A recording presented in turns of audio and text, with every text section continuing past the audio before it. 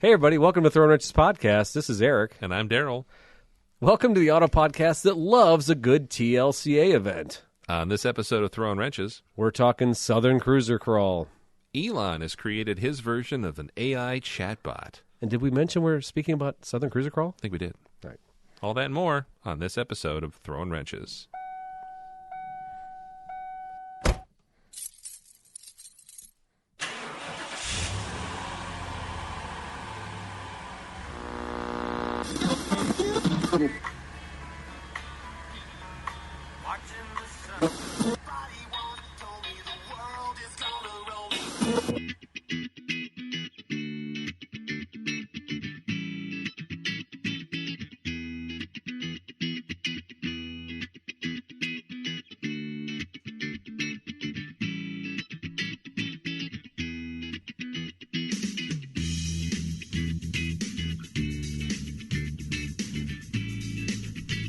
Still rocking that Smash Mouth. Yeah, I feel like it's a good homage. Good Yeah, tribute. I mean, I think that what that basically means with Jimmy Buffett and Smash Mouth still in the intro, nobody else of any musical importance has died in the last 2 months. That's good, right? Yeah, I guess so. Hey, everybody. Thanks for listening and enjoying the fun of the show. As we always say, send an email to info@throwinwrenches.com or post a review on iTunes to be heard all around the world. Daryl, I have not checked the reviews lately. Shame on me. No, I haven't either. So maybe the mighty Throwin Wrenches fact checkers can get on that while we're introducing our special guest to the show. What? Should we do like the dating game? We got Tater number one, would you tell us your favorite color? Yeah, let's try that and see how that goes. Or we could talk about his favorite 80s serial Landcruiser. Welcome, Mr. Jacob Irish. Hey. Yeah, the enthusiasm is palpable. That's right. Yes. Always. Right. That's closer. It's our studio audience. No, it's good to have you back. Jacob, of course, you reminded us, you were here, a year ago almost? Yeah. To the day? Almost to the day. Yeah. Late October of last year. And that was the episode we talked a lot about tractors, but it wasn't an all-tractor show. No, it was not an all-tractor show. So that's fine. I mean, we'll talk more about that later. But always willing to have you back on and love hearing the adventures. I like that. No, this is good. Some guys willing to risk. We don't have like a band from Throwin Wrenches list, do we? We don't have that. No, not yet. Not immediately. There's some people who have banned us from the premises that we recorded at, but that's a whole other story. Well, they changed owners, so I think we could probably get back in there. Probably. Yeah. No, By the way, we have been banned by our listeners because we're stuck at 33 ratings on iTunes.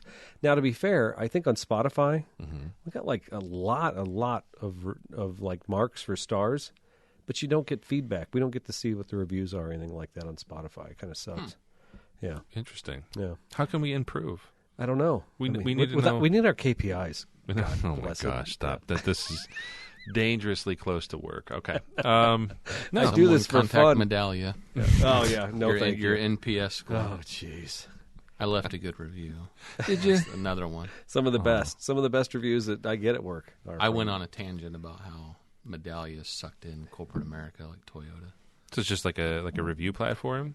Yeah, you don't know Medallia? I know. I know what it is. It must be just retail that deals with Medallia. Yeah. Healthcare's a little different, but it's the same. I knew Eric could read it. So yeah, and Toyota does. Daryl Scott may not be much about retail, but let me tell you a little bit about Daryl Scott. He missed his car club to be here, and when he's not saving old cars for the kids of tomorrow, he's fixing up the Scott Auto Museum. That drywall report in the last pre-show, well, it worked. He's fully mudded and he's ready for paint.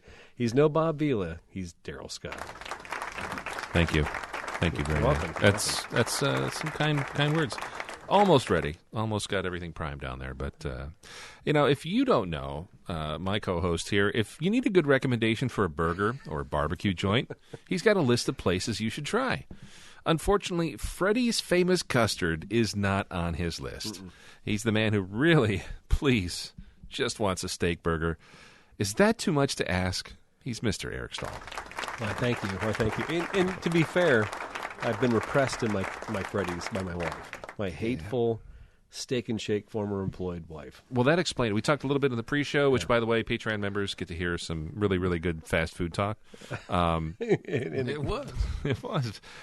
But we also learned why the long-suffering Mrs. Stahl might not like Freddy's frozen custard. Somebody's got a phone going on here. Encroaching on her turf. Is it me? I think it might have been Jake. All right. That's Just right. keep it a little further Okay. from the mic All right. there, Jake. All right. And if you don't know Jake, well, we always say he has the luck of the Irish. He must be one of the lucky ones. We must be the lucky ones to have him in our presence here tonight. We missed him on the trip back from Colorado, but we have lots of stories to tell about this past trip to Arkansas. We're still holding out hope for an all-tractor episodes of Throwin Wrenches. He's Jake Irish. Hey. Oh, he's still holding out hope. Did you write that last part? I might have Okay, sprinkled in some. Yeah, all right. You put a little Mrs. Dash on my intro. I did. It's better than putting on some Mrs. Doubtfire. So, and for those of you who are just joining us for the first time, we want to thank our longest-running sponsor, and that would be Fort's Toyota of Pekin. Now, where is that, Eric? It's in lovely North Pekin, Illinois. How about that? The center of the Tri-County area. It's 15 minutes from anywhere, as they say. And what do they sell? Is it? Well, new and used Toyotas, Daryl. Of And course. certified, pre-owned, you name it. Of course. They're on the web at toyota-pekin.com. Happy to do business and help serve your automotive needs, whatever they might be, whether it's a snazzy new GR Corolla or a really cool conversion van, that big Chevy Express that's got the couch in it. I don't know what happened to that. It's still on the site. Is it? Yeah, I looked at it last still night. listed. I So have did I. not- Did When you look? I'm like, when I it's drive- like $14,000. I'm like, yeah, it's tempting. I mean, it's tall money, but it is beautiful. It reminds me of that prom from 1987. I sent you guys that link of the conversion van. It's got like 500 horsepower, and they're it's like, wow, Insane. Yeah. yeah. And by the way, like there was a meme earlier this week I saw. It was like, remember, like back in the day, it was a threat. Like, someday if you don't go to school, you're going to live in a van down by the river. Yeah. And now it's like, what was it? I If I paid- sell all my belongings, I can finally afford a van and live down by the river. 50 And grand van, right? Put my life on Instagram. A 1985 Volkswagen van again for $50,000. Yeah. I'm like, what? Maybe our priorities were wrong back in the day. Yeah. But Now, if people don't know, I do work at Fort's Toyota, and one of the coolest things we've done here recently, I just went to Dallas for this, Smart Path Service. Smart Path is Toyota's new initiative for transparent sales and transparent service, and Smart Path Service includes now video multi-point inspection. So if you're a customer of Fort's or you want to be a customer of Fort's, just make sure you swing by and you get that walk-around video and look underneath your car that maybe you are missing. cool. It's pretty cool. Yeah, definitely. Yeah, this is the future, kids. That's rolled out right now? It is. It is. Awesome. It rolled out. This is this is getting off the commercial. Obviously, Fort's Toyota. Find them on the web, www.toyota-pekin, or at all the socials at Fort's Toyota. We started rolling it out in June, and it kind of got mucked up there. So as I've gotten back in the saddle, we are reinitializing it. Very Nice. cool tools. Yeah. So, yeah. And I had that meeting in Dallas and showed me some extra cool stuff that we have. The best thing about training when you get a new process is they don't show you all the features. They here's how it works. And then you do it all wrong for like 3 months. Then you have like a follow-up meeting. Like, oh, you got this and this and this. You're like, oh, the trainers didn't tell us about that. Because it's really at the discretion of the trainers at the time, when they're in your store for a week. It's kind of like when you get a new microwave, you just keep hitting 30 seconds and then just keep hitting it because you're like, there's too many buttons. But there's I don't know meat, what they're there's doing. thaw, there's all Beep, these beep, other features. You're not using them. I Right? guess. No, it's cool. I'm excited to see that. Yeah. And that reminds me, I need to get my Tundra in for service before winter. There you go. I'll even assist on that walk-around video. I can't wait. Swell guy. Yeah. Do I get a walk around video? No. Maybe. Kenny does some of the best, honestly. Well, I mean, I'm just saying. You might be scared. Anyway, do you know about Patreon? Do you know about iTunes Premium? Do you know about these services? Jacob does. Yeah, he does because he's a Patreon member. You know what Patreon members get? Stickers. Well, Jake didn't get anything, but It's true. I was like, I'll see Jake. I don't have to use the mailbox for Jake. I'll see him. Just take some snacks on your way out. Yeah, It's fine. exactly. He's got snacks here. I know where they're kept. Patreon members get an awesome pre-show. At least that. Jake, I don't have to put that one in the mail for Jake. He can get it anytime he wants. If he has a Patreon app or if he's an iTunes Premium subscriber, he gets that awesome pre-show. Tonight, it was an hour and 20 minutes of, traffic patterns in East Peoria, possibly fast food joints. What else do we talk about? Oh, NFTs. Yeah. Do you even know what NFT stands for? Because we gave you the definition in the pre-show. So you definitely want to sign up for this. If you're an iTunes user, you can actually buy the episodes individually, or you can sign up for an annual subscription. If you're a Patreon member, it's just a monthly subscription. We'd love to have you, and it supports the show. Gets us these beautiful mics, gets us that great mixer, and keeps the wives off our back about the bills for servers and stuff like that. So, thank you very much, Patreon subscribers. Do we have any twisms? Anybody? No? I don't think so. Nothing's blowing up the social medias this week that I know of. I'm mostly just watching dumb TikToks where people make bologna sandwiches or like the most basic garbage food. Can we blame Steve Brown for your TikTok addiction? I mean, blame is a strong word. What does Sarah think about it? Enlightening. She despises it. Is she on it? No. She refuses. Good for her. Why is that? Okay. Yeah, why is that a cool thing? See, that's the... No, my wife doesn't use it either. Angela doesn't use Facebook either. No, there's definitely a demographic that's like, I will never be on that, and if anyone who is a terrible human. But and both of them would watch Hallmark. Yeah. And what's the difference? Well, here's what I get. And I want to say shout out to Steve Brown. You can follow him at Cannonball GMC. Downtown Steve Brown. Incredible stuff. We can talk about him in a moment. But he's just doing really good stuff on TikTok. But stuff you see on TikTok makes it to Instagram 4 weeks later. And then everyone's like, have you seen this? But yeah, I already saw it a month ago. Bye. Is that what happens? Yeah, guaranteed. TikTok's where it's at. It's like that's where people debut stuff. And then everyone reformats it or shares it on Instagram or steals it. Stories or shorts. Mixes it. Yeah, it's dumb. Like the internet sucks. Shorts on YouTube's gotten a lot better. It has. Yeah. I can't watch shorts on my TV though. It's what sucks is I can, but on the app. Now, well, I get it on the app. I understand it's made for my cell phone. Yeah, but not the TV. Like on my TV, it's like 1/3 of my screen. I'm like, this is kind of lame. It's yeah. That's also why my wife doesn't like TikTok because usually I take over the TV with it, or I play the TikTok app on my TV. By the way, my TV is compromised. And how many times you get some old lady who's like doing some age filter that mixes in with that? I mean, I see that stuff all the time on my TikTok. Yeah. There's one, and it's just a woman who's a nurse, and she does TikToks of her eating mostly hard-boiled eggs for lunch. That's it. It's like 40 seconds of her eating a hard-boiled egg. And the more you watch her, the more they spoon-feed that stuff, right? I have a different algorithm, apparently. Yeah. Mine's all like windsurfers, paragliders, mountain bikers. It's the weirdest thing. And then I got this gal who lost like 500 pounds, and she keeps putting on stretchy suits to cover it up. I'm like, wow, I don't. Are definitely what? Hold on, Jacob. What kind of videos are you served up? Corporate math.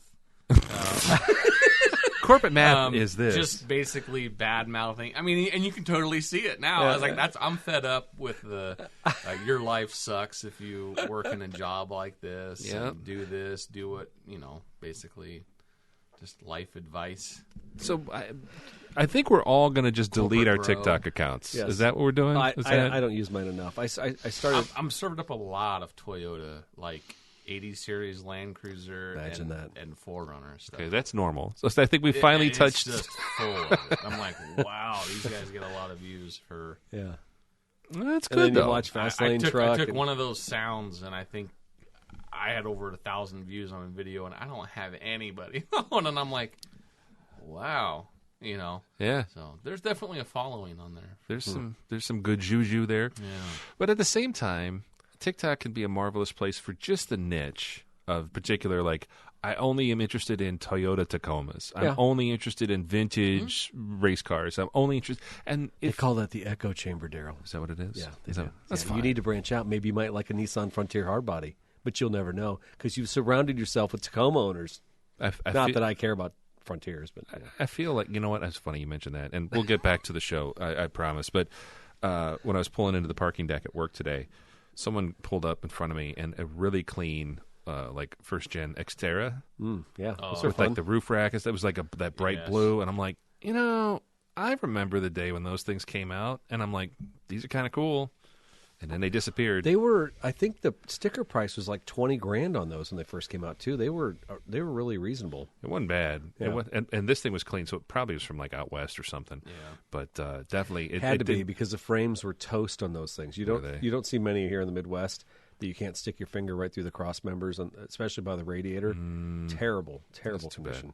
Yeah. It definitely made me do a double take. So.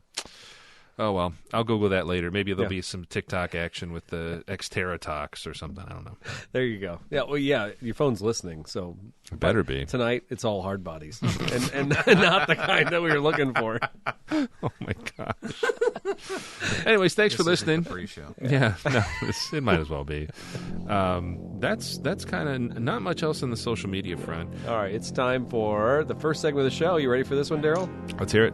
Projects! Top-notch. All right, sorry. Top-notch production. So this is a section of the show where we kind of talk about the stuff we're kind of working on in the garage. I have a sound effect for mine, guys. You ready for this? Yeah. I want you to guess what you think this is. Okay. All right, so here we go. This is I like guessing games.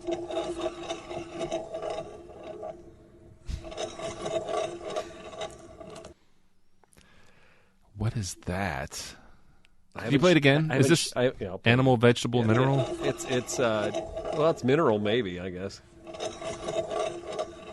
Sounds like a bearing.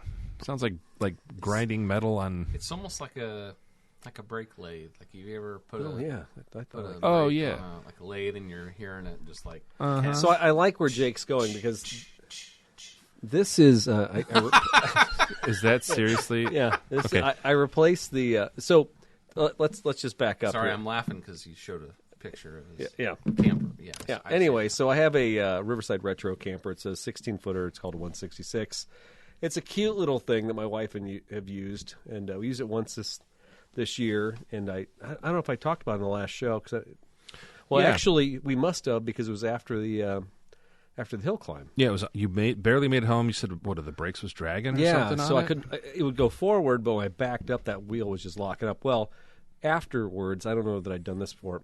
I took it all apart, and the inside, the guts, the shoes were still in place, but there's like a magnetic portion to trailer brakes where it like clamps on the side of the drum, and that was mangled. It was destroyed. It was just wire mesh wrapped around everything, and it just it was putrid in there. So took it all apart, took the bearing out. You know, you take the crown off and the nut and the washer and take the bearings out and you slide the drum off because it's all the drum itself actually holds the bearings. Mm-hmm.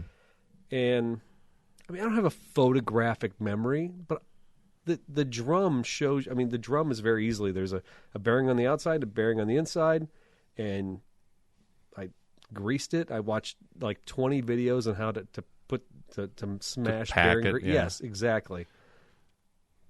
And what you heard was after I reassembled everything, that's the noise. Now, to be fair, I didn't do any adjustment on the e-brake or the drum brakes.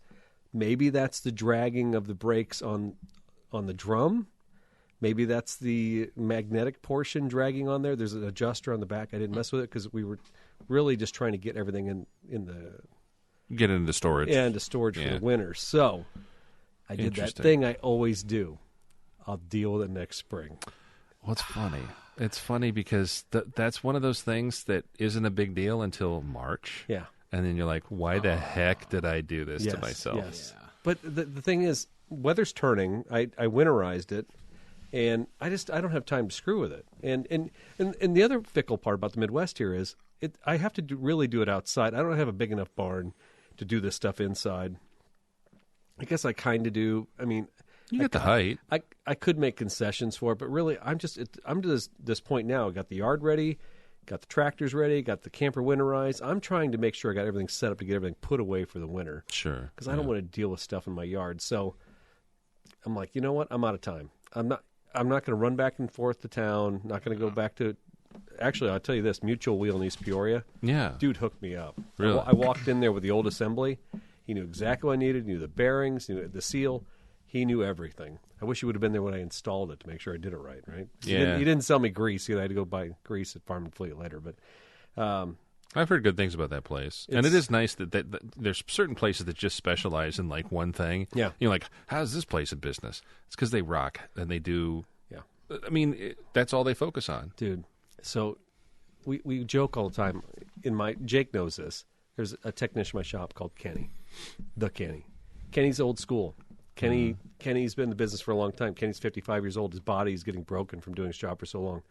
They have a Kenny at this place. The guy who waited on me basically rolled up on one of those micro shopping carts from Ross. He was leaning hard on it because he can't barely walk. His back shot. Yes, yes. He's overweight and he's curled over this thing. And he's like pushing it around like it's a friggin' walker. Yeah. And he just basically did the loop back into the warehouse, got me everything I needed, came right back with the Ross cart, never took his arm off of it. Nice. He like lives on that cart while he's there. I'm sure the rest of the guys make fun of him like my guys make fun of, Kenny in my shop as he rolls around in a chair.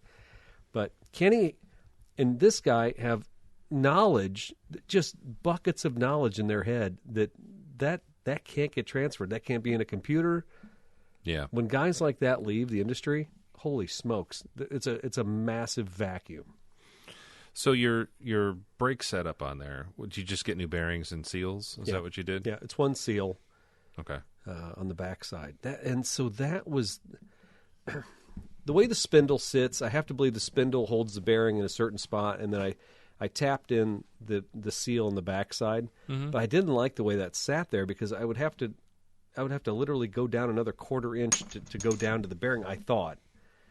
So yeah, and there's a particular way you put them in. That you get like a seal driver, and if you drive them in too far, it I just tapped it flush. Yeah, the way what I was described was tap it flush, and it went in there just fine. Yep.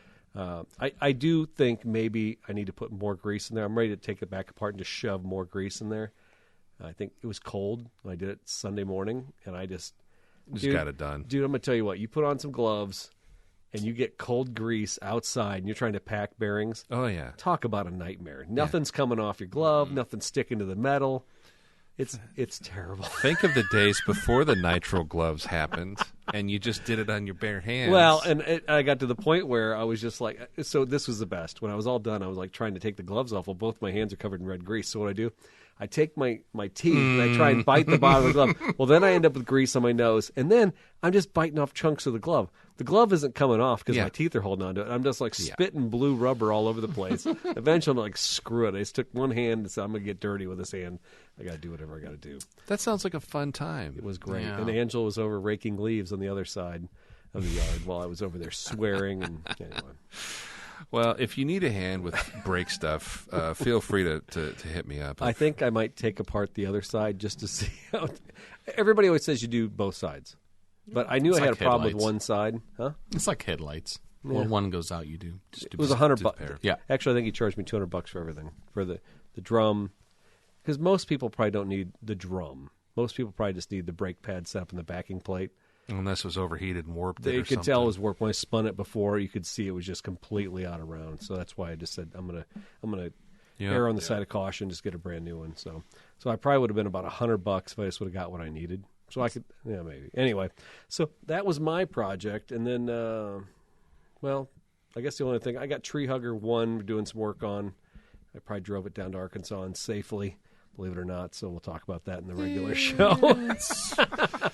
Anyway, Daryl, what's going on besides drywall over there at the Scott Auto Museum in North Peoria? Nothing. Just primer and getting ready to put some flooring and trim in and hopefully be done. Nice asbestos flooring? What are you doing? No, not anymore. No, I'm just probably going to do a vinyl plank. So nothing fancy. So downstairs, that's what I've been focused on. I put the cars away for winter. I was going to do East Peoria had a Veterans Parade last weekend. And that was going to be my last hurrah. Yeah. It was nice weather. It was great. It was like 59, sunny. It was perfect on Saturday.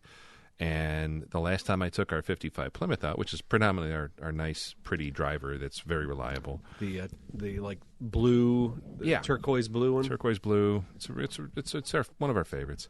The brake lights didn't work. And I'm like, oh, okay. When I bought the car, the brake lights didn't work. And it's because Plymouth, just like Ford and a lot of other manufacturers, they plumbed a hydraulic pressure switch in line. So every time you hit the brakes, the hydraulic pressure hits this little pin, and it completes the circuit, turns your lights on. Chevy and a lot of other GM stuff and Ford later started just using a mechanical switch. They got rid of the hydraulic because they suck. They're terrible. And whatever happens over time, some reason over time those switches stop working. So you really have to stand on the brakes to get the lights to come on. So it doesn't really work if you're in stop and go traffic. It's if you're just kind of like riding the brakes casually, they don't. So has this got like some copper piece that's like rubbing on another piece of copper to make? No, I honestly have no idea. I've never taken one of those switches apart. I just know that everybody's like, yeah, get a couple spares because they do go out. Well, it's been like 5 years. It went out. So I ordered another one. Didn't fix the problem. So I test the wiring. If you short the 2 terminals out, the lights come on just fine. Oh, maybe it's a faulty switch. A lot of these things are cheap now, so I just go buy another one. Buy another switch, put it in. Nothing. So that tells me it's the master cylinder isn't building enough pressure to trip that switch. Even though the car stops fine. There's no problem with the brakes. They're really nice and firm. And I put a new master in it when I bought the car 5-6 years ago. So I don't know what that is. And just like you, I'm like, I'll push it in the garage. I'm going to deal with this in the spring. And I fired up the Fury, thinking I'll take that instead. Yeah, because it's not great. I still have some stuff to sort on it, but I'm like, it could at least do a little short parade over in East Peoria and then come back home. I started up. It's got a big misfire. Oh no! Nothing changed the last time I mean, I drove it into the garage, went out to dinner with my wife, had a great time, ran fine. So I think the distributor, something inside the points or something's jacked. So I have a whole new distributor for that. Same thing. I'm like, do I put this in now? Do I spend all Saturday doing this, or do I mow and finish? Get the snowblower out, do all the Midwestern stuff. Yeah. Right before winter. I put it in the garage. Said I'll deal with it in the spring. Yeah. Oh, you got 2 to my 1. Yeah, it sucks, but we'll get there. And it gives us time over the winter to prioritize and come up with a hit list and fret and fritter. Well, that's what I do. Do you do that too? I do a lot of fretting. Like 2 a.m., you're like, what could it be? Exactly. Yeah, that's what I'll do for 6 months. And in April or May, I'll fix it. But no, I don't know. That's what works for me. It's probably not a good policy. Jacob, do you put stuff away? I did have one question. I want to go back. Yeah. So you have a 3-car garage at the Scott Auto Museum. Yeah. What do we have in storage at the Scott Auto Museum this year? Do you have 4 cars in there, or do you have 3? No, just the 3. I've got the Fury and the Cadillac and the double bay, which take up all of the space because both those cars are 19 feet long. And then I've got our 55 Plymouth in the other bay. So Oscar, the 47 Chevy, is in an undisclosed location. In Bork? Storage unit. Oh. So yeah, I feel bad because I took that out once this year. Yeah, I missed that car. I should have driven it all summer. It's a great car. Yeah. Next year it's going to remind you that it was going to be a good car last year. It'll be poorly behaved next year. Yeah, I'll take that out and brakes won't work on that or something. So that'll be fine. Okay, Jacob, you never put stuff away in a shed and deal with it later, right? Do you all your stuff? He's got a big shed. He has a nice big shed to hide stuff. Sheds are full of stuff that I was going to deal with later. How many years ago? No, it's fine. No, he only moved there 3 or 4 years ago. Your stuff you've got. Okay, so my mechanical stuff. Yeah. It's other stuff like it's this other stuff. Okay. Just stuff I might use later. So that George Carlin bit. For example, I have more stuff. It's a K2. It's a big 45 quart cooler. Yeah. I hadn't touched it since last January. I was like, we were moving stuff around. I went to pick it up. Oh my God, it's full of something. Yeah. What was it full of? Full of Busch Light apples. Oh, I thought you were going to say it was like brisket. I didn't put any ice in it. I put the beers inside there. They went all through last winter because it was mild, and all summer inside of the cooler. Drink one? I did. They're fine. Really? They didn't explode. Hot heat didn't. Okay. Well, it's one of those. It regulates. Coolers. But, so you ask me, do I put stuff away and deal with it later? Yeah. Do they even make Busch Light apple anymore? No. It's trail beer, man. Trail beer next year. Yeah, it'll come out in the spring. Great Smoky Mountain Trail Ride. What other events can we take it to?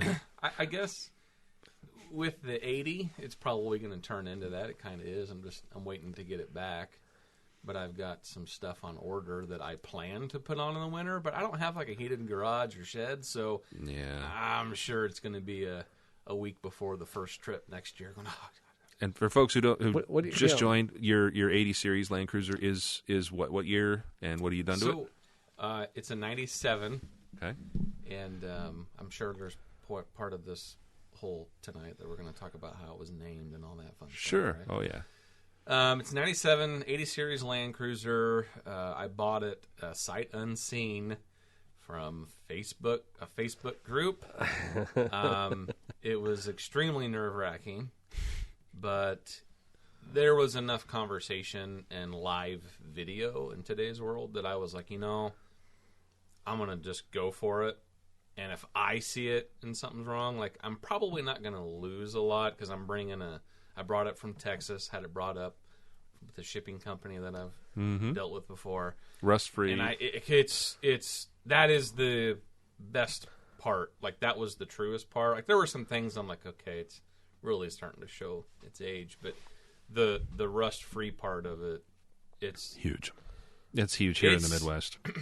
It's kind of insane because any bolt I've done underneath of it with no mechanical experience, it just comes right off. Yeah.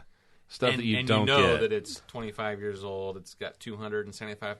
This was not a garage-kept collector's rig. But I bought it sight unseen, had it brought here. Forts went through it all. I've taken it out west. I took it down to Arkansas. It's got some miles put on her. To your credit, I mean, you took a 1997 you knew nothing about, and maybe drove around. I mean, I don't know how many miles you put on before you headed out to Colorado. As much as I could. Yeah, but realistically, I mean, I give you, dude, you got, gonads, whatever you want to say, to do that, because I don't know, man. I drive a beater, Treehugger, but she's still only 13 years old, and I put 130 of those 1,000 miles on it, so I kind of know. I have an intuition when the brakes are bad or when something's acting up. Dude, you just went in cold. It seems twice as old, slightly crazy, but good for you. It was, hindsight's 20/20, but there is an adventure out of it. But in all reality, I think it wasn't the vehicle that I was gutsy with. It was the fact that we were going on a trip that the trip part I have taken before. Yeah, so no surprises there. Yeah, it wasn't. Okay. It wasn't this totally new. The vehicle was totally new, but where we were going, sure. And I kind of had. Well, you plan for stuff, but then you don't realize that it's only going to go wrong when you can't plan for it ahead. Because I thought, if I get out there and 2 days in, something catastrophic happens, I'm off work. Yeah. I know enough guys. I could plan, schedule to get it picked up and have someone trailer it, haul it back to Illinois. Sure. And it would have been, I quoted before I went, like $600. I'm like, not much can go wrong on the interstate, right? Sure. If something's going to go wrong, it's going to go wrong in the mountains on the trails, right? Yeah. Right. No. Right. Of course not. Anyway. How bizarre. So anyways, so besides your 80 series, you got some cool toys at home. What have you been working on tractor-wise? Yeah. My tractor, I've been using it, kind of got some brush cutting done. And then, yesterday, I hooked the backhoe back up and took out some stumps that needed to be done. I'd cut the trees, and I had a tree fall over on that last big storm we had. And a little fall cleanup. My backhoe took it out and put it on a big pile of brush I haven't burned yet. But that's always fun. Tractor stuff is always, it's like a therapy. Yeah, definitely. There is something to that. And then your garage, you got a nice outbuilding, couple outbuildings. Yeah. But what have you been doing out there this season? So when I bought the place, it had a garage door out in the back on this big, it's a great shed. It's like a 32 by 32 foot, fully finished. But they put a standard height 7-foot garage door in the back that, like, the Landcruiser barely got into, and I'd have to fold down the ROPS on the tractor, and it really was way too small. Sure. I have this customer of mine who's bought a lot of equipment from me. He kind of does small stuff like that, and I said, hey, can you come out and just give me a quote to extend it? Mm-hmm.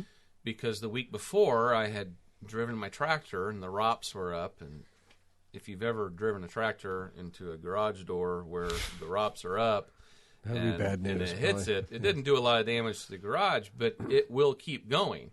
So, like, it wanted to go all the way back. And if I didn't have the backhoe on it, it went on the ground. It happens so fast. It happens so fast you don't. Yeah. And I tell customers, like, pay attention to that stuff because it will, like, basically endo on itself. Because it's high on the ROPS, those ROPS aren't going to move. Well, and you're moving and probably looking at, like, hey, what'd this hit? Yeah, while the thing's moving the whole while time. It's moving. Yeah, and it's scary. So I finally called him and was like, hey, I did what I told you not to do, and I want it to be a 9-foot door. And he came out and quoted it out and had a 9-foot door put in. Looks great. Did a really good job. I wanted a roll-up door, or at first I thought about doing like a barn door, one that just slides off the side. Yeah. And he basically shot that down. Said, "Yeah, it works great for a week, and then it's just a pain." Well, more chance of critters getting in too, right? Well, no, not necessarily. You can really close those up. But you said the runners, if there's any slight move and adjustment, you'll just be fighting it. And then I thought, well, a roll-up door or something. And he just looked at me and he said, I just think he'd probably just do a standard commercial grade just door. And I did it, and now I'm looking back like, oh, thank God I did, because it opens up fantastic. Yeah. I didn't put a motor on it or anything.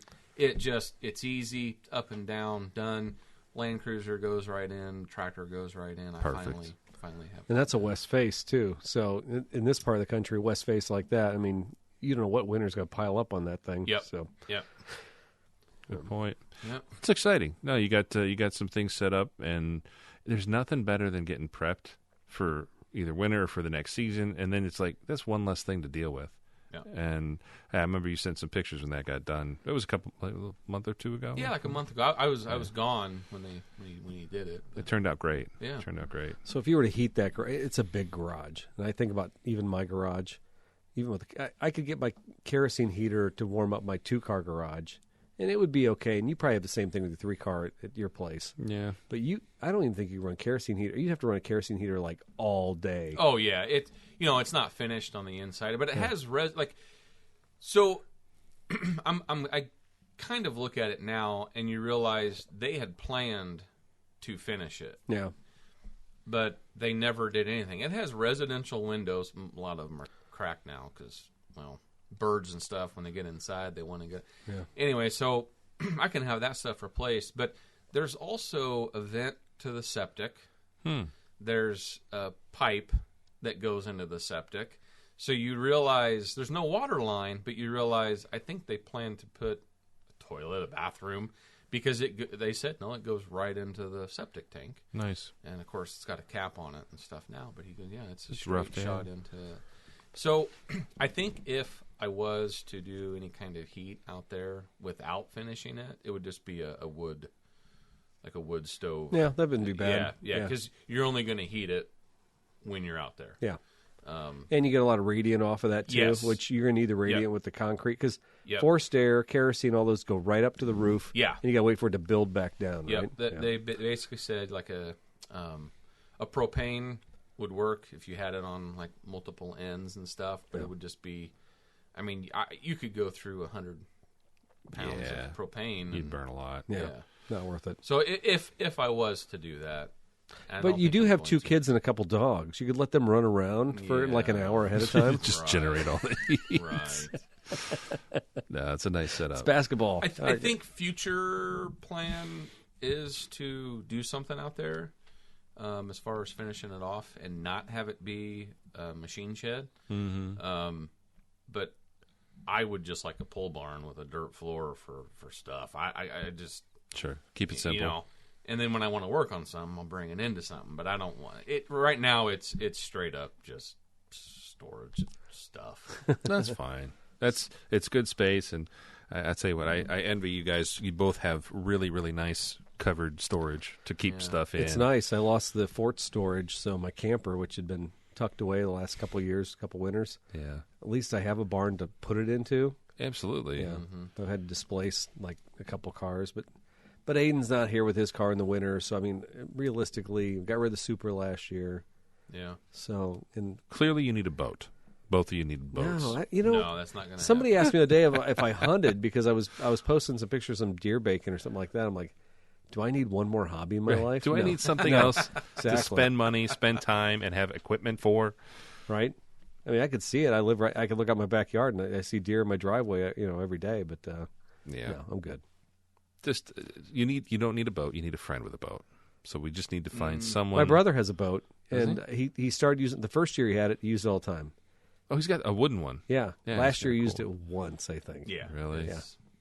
It sucks. You got access to cool waterways and stuff down Yeah. this way, but I got to tell you, so this year Yeah. was like the year I we'll get into Southern Cruiser Crawl, but this was the year I got back into it, and I had an honest fear that I wouldn't enjoy it.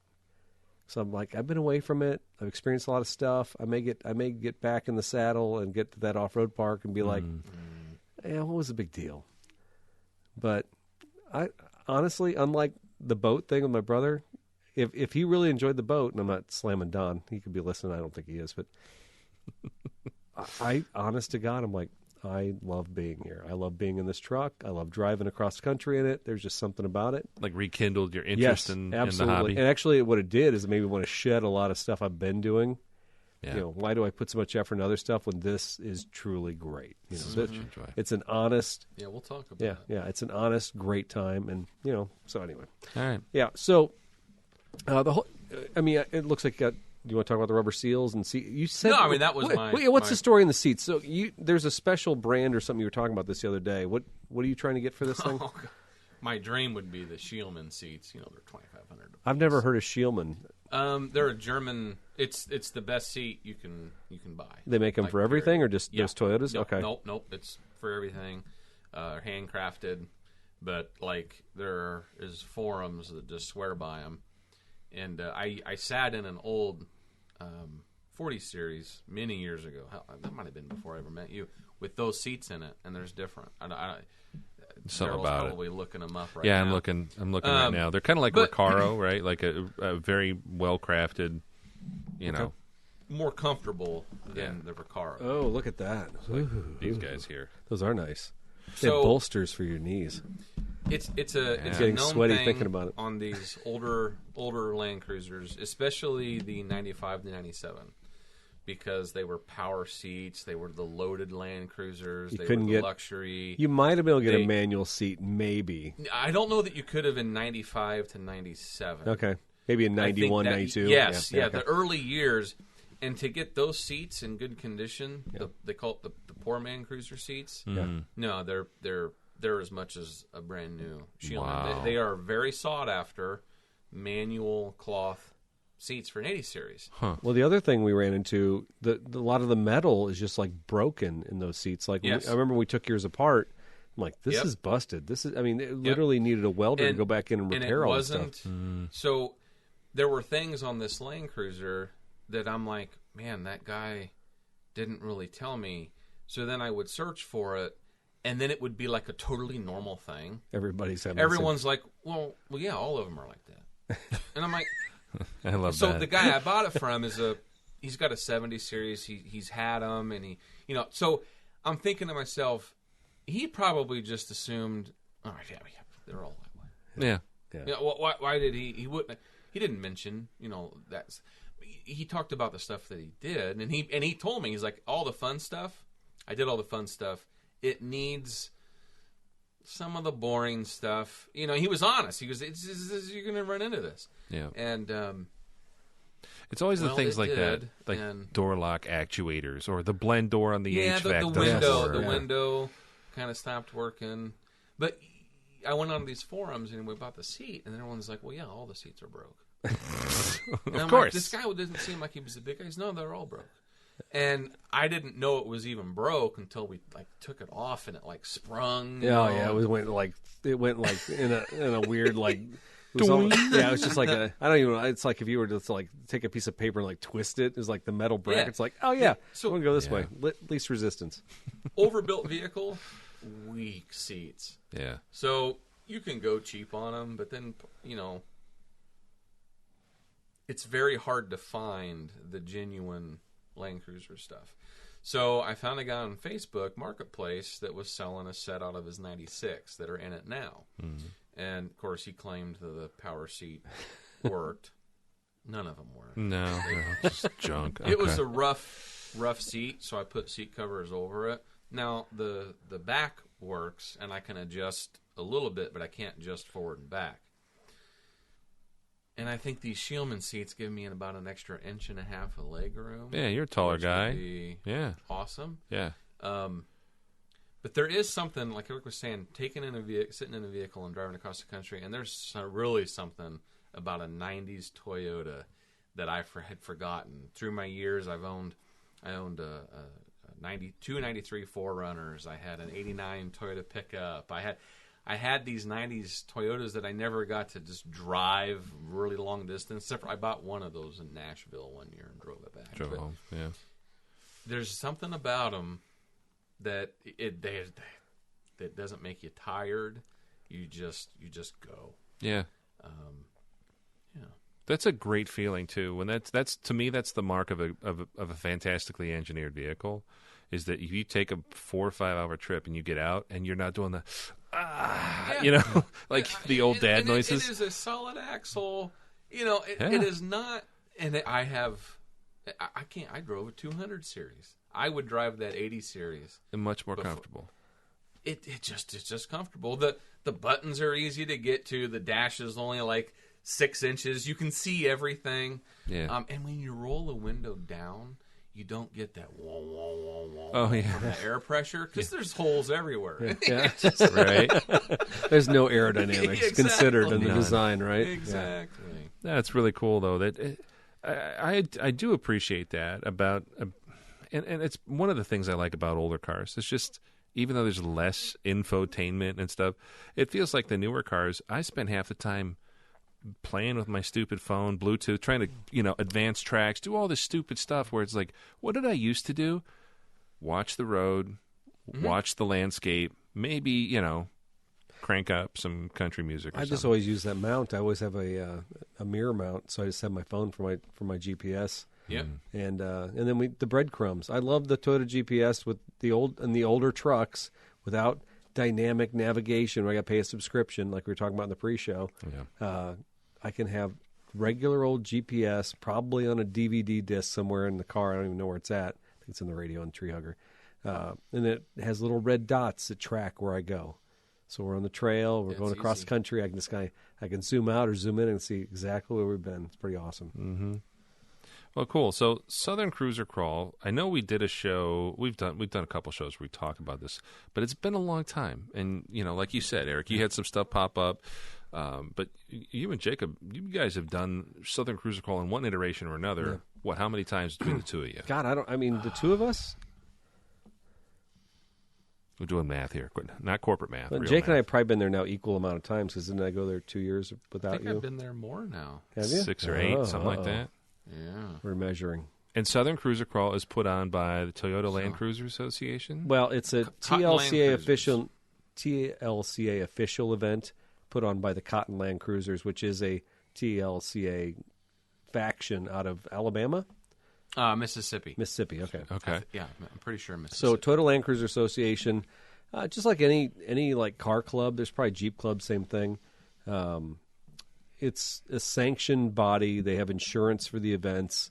They have organizational chapters that have to have presidents, and they're generating money for charities, whether it's trail maintenance at like Rubicon, or these events for charities for like Live Like Lash, which is a scholarship thing they're doing right now, and the TLCA is really pushing on that really hard. It's all for charity. It's all for fun, but then it's also insured.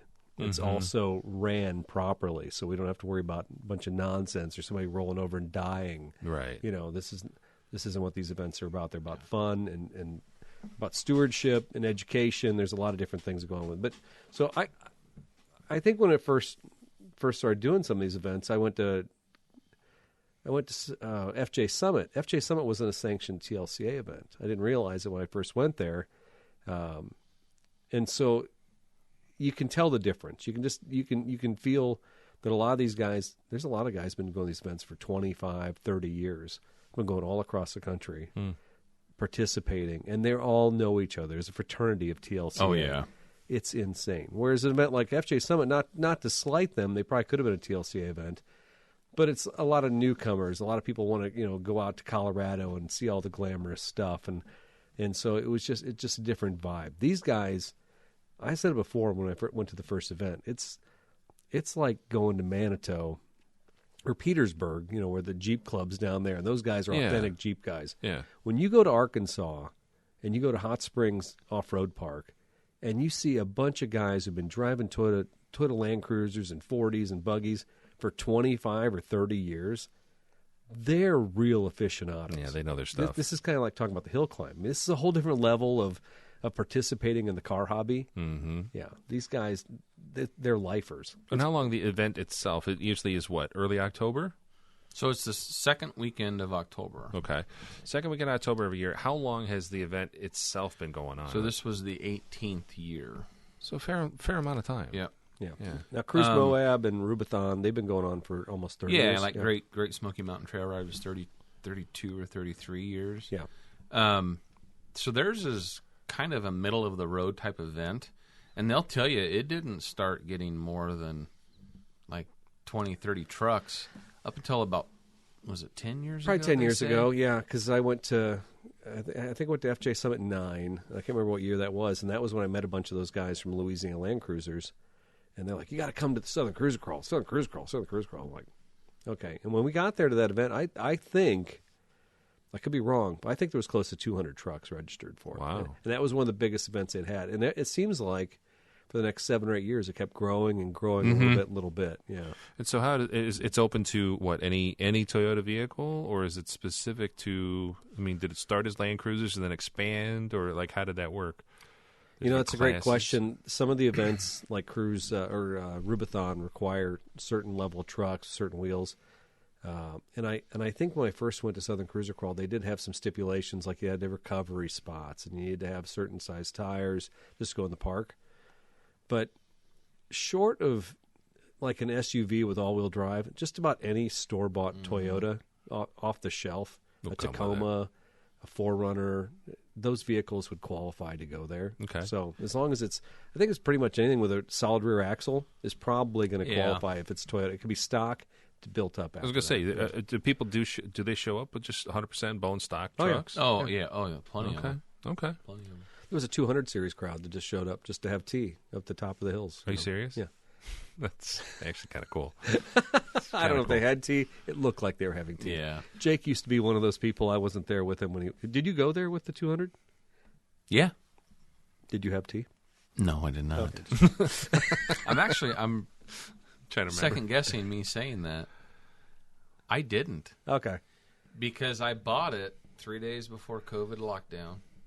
And then they didn't have it in 2020. Yeah. And Gabe bought it at my Memorial Day thing in 21. And I took that Tacoma twice to Southern Cruiser Crawl. Okay. That's what happened. So this year, obviously some stuff, some life stuff happened. Well, let's Summer got sick, so I don't want to say just life stuff, but Summer got sick, so I held off. And it was so terrible because I remember when COVID hit. One of the things, I think if we've ever had a pinky swear or a spit promise or a blood promise, it's always been, we're going to Southern Cruiser Crawl, right? Yeah. We've said we will never not go to this event. And when COVID was over, like, all right, hell yeah. Katie barred the door. I'm going to this thing. And then Summer got sick. And I'm like, well, there's no way I can go. And it broke my heart.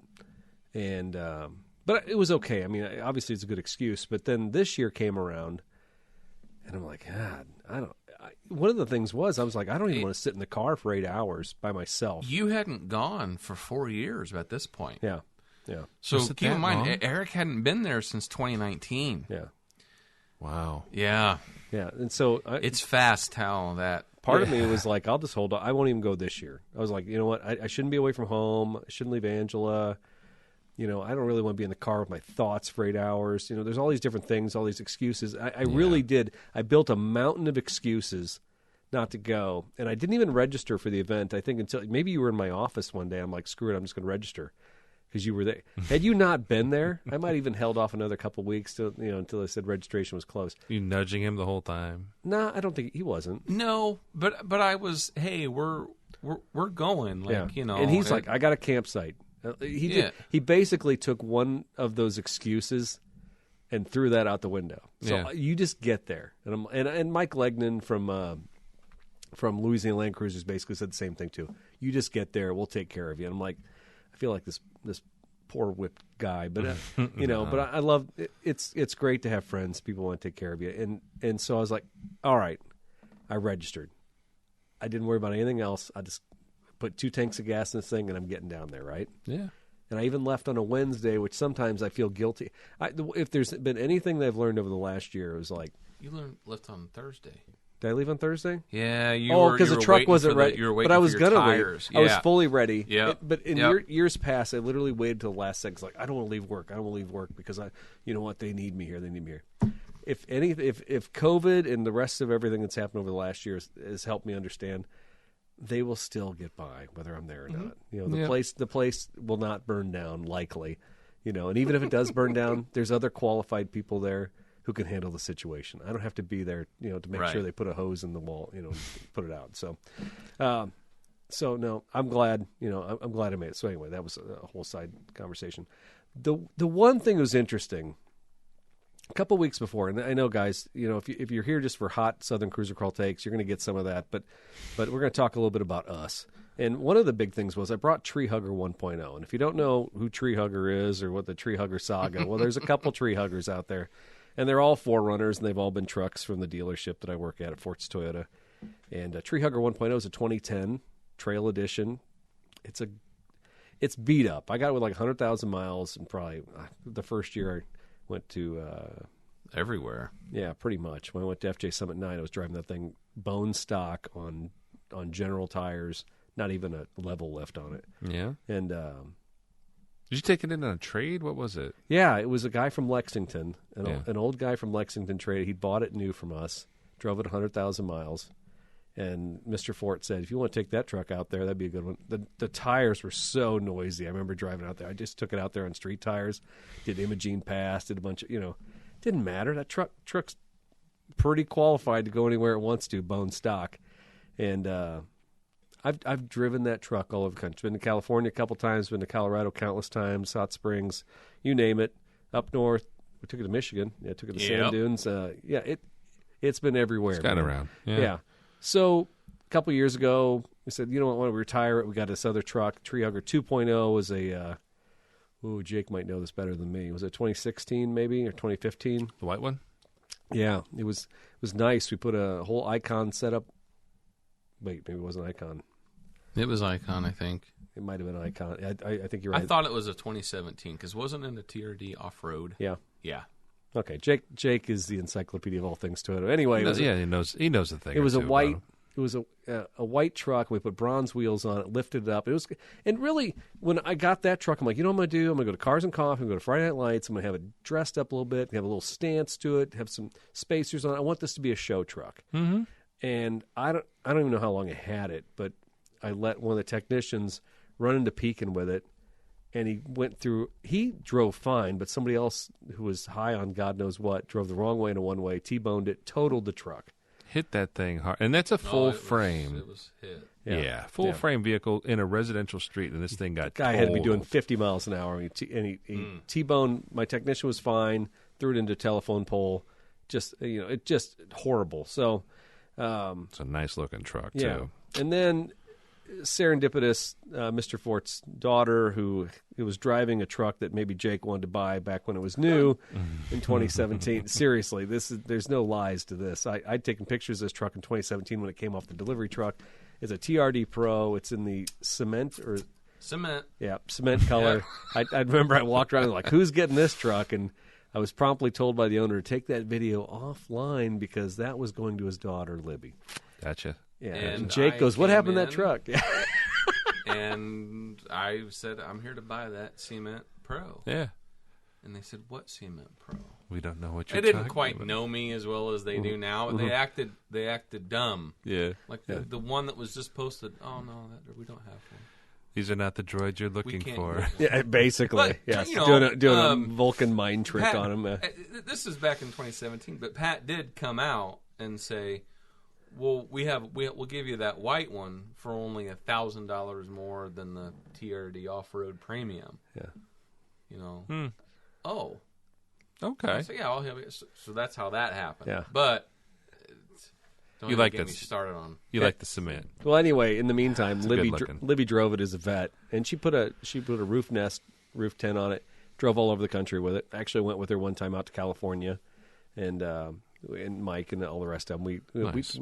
She'd taken that truck, taken it all over the place, and eventually she whacked it. She ran into somebody. I think it was at the Wendy's right there in East Peoria. Somebody pulled out in front of her, so she knocked the front end, and the dealership's like, "Oh, you know what?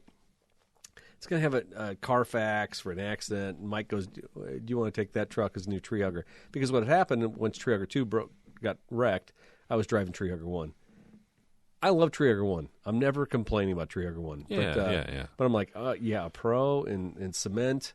With all the goodies. And by the way, it's got her roof rack on there. I added some lights to it, which are corroding now. I looked at the fittings. Just stuff is garbage these days. I swear to God. You got to get new stuff and powder coat it right away. It was powder. Obviously, it was powder coated before. Anyway, so fixed it up. Put a Southern style bumper on the front. Put some new skids underneath, and catalytic converter protectors. And I don't. You know what? It's been a Pro. I just kept the Pro lift on it, which isn't much. 1.5 inches, 2 inches. Yeah. It's enough. The tires are. Probably maybe 265 still. But I never really off-road. I took it to California, did some stuff with it. We overlanded with it, but I've never taken it to a park. So I was with Mike, the owner of the dealership, and I said, "Listen, I'm going to Southern Cruiser Crawl this year, but I feel this truck It's too nice. It's too nice. It's got 109,000 miles on it. Sure, that's a lot of miles to most people, but the paint is still in great shape. The body is still in good shape, and I know what happens at that park." We say what happens in Vegas stays in Vegas. Mm-hmm. Unfortunately, what happens in Arkansas is shown off for the rest of the world when you get home. Everybody can see. A little bit of off-road in there? Yeah. What'd you do to the truck this week? So scrape. I told Mike, I said, "Listen, I love this truck, and but it's in such good condition. And let's face it, a 2017 Pro still has value. I'm happy to degrade this truck and defile this truck, but it would be smarter for you guys to retail this truck and get all the money it's worth, and I'll just take Treehugger 1 down to Arkansas." Yeah. And so Mike's like, "Oh, don't worry about it. It's just a vehicle." And to him, it is just a vehicle. I think in some ways, he's like, "You know what? I'm going to take a bunch of pictures, going to take a bunch of videos you've seen on TikToks and Instagram," which nobody takes videos of mine, by the way. It's always me taking pictures of everybody. That's not reciprocal. Find a picture of the Treehugger on the trail. Good luck. He goes first. And So anyway, way fast. Pioneer. But so Treehugger 1 needed tires. Instantly, I knew it needed tires. I mean, those tires were roach. That truck's been sitting around the lot for the last 2 years. Yeah. Maybe 3 years, 4 years. And so I hastily threw some tires on it. I got some Toyo. Did I get Toyo? I think so. I think they're pretty good tires. Yeah, they are nice tires. They're heavy as hell. But are they? Yeah, got those suckers just in time to get out the door. And so that's how Treehugger 1 ended up down there. Sorry, that was a long way around, but I had to just it's share good. that It came out of retirement. Yeah, it did. And then, of course, we went with Scott and Candy, and we met Billy down there. But you were going to drive the Landcruiser down, which now has a name, Salina. Salina. Is it Salina? If you went to Kansas and you went to a town with an Salina, what do you call it? I would the uneducated me would say Salina, but I thought, is it Salina? I thought it was Salina, Kansas. I don't know. We make stuff. We're from Illinois. We don't pronounce town names, city names correctly either. Yeah, see what Google says. Salina, though, it's a beautiful name. Great Audrey Hepburn movie, by the way. Well, and it's also the name of Catwoman, right? Selena Kyle. Selena Kyle. Great. We know our Batman villain history. Well, it was Michelle Pfeiffer. Of course I knew that. Yeah, that was Selena Kyle. Yeah. Isn't that like a Prince sample? Yeah, I think it is. In the meantime, Jake's Googling over here. So that's right. Anyways. So her name is Salina. Salina. Okay. All right. So that it's fine. It's fine. And where did that name come about? So Eric mentioned earlier, I took the Landcruiser and had all these guts taking it, and didn't really know the vehicle. So when you go on a wheeling trip, you're assuming that if you're going to run into issues, you're going to run into issues while you're out wheeling it. Yeah, at the and park I or knew whatever. kind of where we were going, and we had a plan, and it was close enough to things. And I figured, if something happens, I'll have a day or two. We'll be in Colorado. But you're not roughhousing. You're not doing like it's not a park. It's not an off-road park. You're overlanding. Okay. But just the law, that Murphy's Law tells you if something goes wrong, it will, right? But it's going to go wrong middle of nowhere. Well, you think middle of nowhere like, oh, you're going to be, Don's going to be there, and worst case scenario is I'll be renting the car or doing something to get back. Not a huge deal if something happens. Sure. I learned my lesson in this whole shipping thing. I thought, it's not as risky as one thinks to get a machine back to Illinois. However, if you're at the end of your trip, everything's been going just fine. Like, not skipping a beat, starts up every day, and you run it all day long, you're good. Yeah. But when you're going home, and now you're on a deadline, and the second day of your trip, you stop early on the first night because, we left early. I'm just going to get a hotel. We'll just cut our drive time. I'll get out of the mountains, get a hotel, stay, get up the next day, drive, stay again, be done. Mm-hmm. I get up in the morning and I start the truck and it kind of does something funny, and you're like, funny, haha. Yeah, funny, haha. It's like, that didn't sound right. It's different. And then you think to yourself, gosh, I should not have gotten gas at that sleazy mountain. Like, we're talking like, Eric knows what I'm talking about. One of the just ones that know not to fill up. Just put enough in the gas. They're not even digital. It just ticks over mechanically. You convince yourself classy joint. You've come down out of elevation. It hasn't reset. It's an old computer. Sure. It's just not running right. But you get down the road and you're thinking to yourself, no, it's doing good. Not a problem. It's working. But you get down the road several hundred miles and you realize that just the fuel, it got bad gas mileage before, but it was really bad. And then when you get off the interstate and you slow down and it has no power and you can't get up an exit ramp because it's missing, you realize that you're in real trouble. That's a problem. It was just hiding itself in high RPM inline 6. Yeah. So I found myself in Kansas. I had gotten into the central time zone, and I found an O'Reilly's. Pull in, do the scan tool. So it's just basically random cylinder misfire. What could it possibly be? The wires look brand new. The distributor looked brand new. Yeah, because you had everything gone over before the trip. So I thought. Yeah. I mean, there's no X-ray vision. That's the worst part. Yeah. After it had been gone over, I'd put on almost 1,000 miles before the trip to put it through its paces. And I mean, we're talking like I went a week in Colorado, didn't notice anything. I mean, and to the uneducated, when you leave Denver and head up into the mountains there, you're putting a lot of load on the vehicle, and you're stripping horsepower off of it. Mm-hmm. If you had a problem, you would have thought you... Exactly. Yeah. So I was having the issue coming down from elevation. So I'm thinking, like, this thing's not resetting itself. Yeah, because they use a lower octane, and I don't go out west often, but it's a lower octane so fuel. I filled with some premium. Mm-hmm. It didn't change anything. Well, when I got to that O'Reilly's, I had booked a hotel several hours ahead, thinking that there was nothing wrong. Yeah. Thank God I kind of stopped where I did, because there was stuff. And then by stuff, I mean, like, there was a Walmart, there was hotels that weren't civilization roadside, you know? Yeah. Tom's Motel and I go to O'Reilly's, and they're doing the code thing, which they're O'Reilly, they're good as YouTube tech. Sure.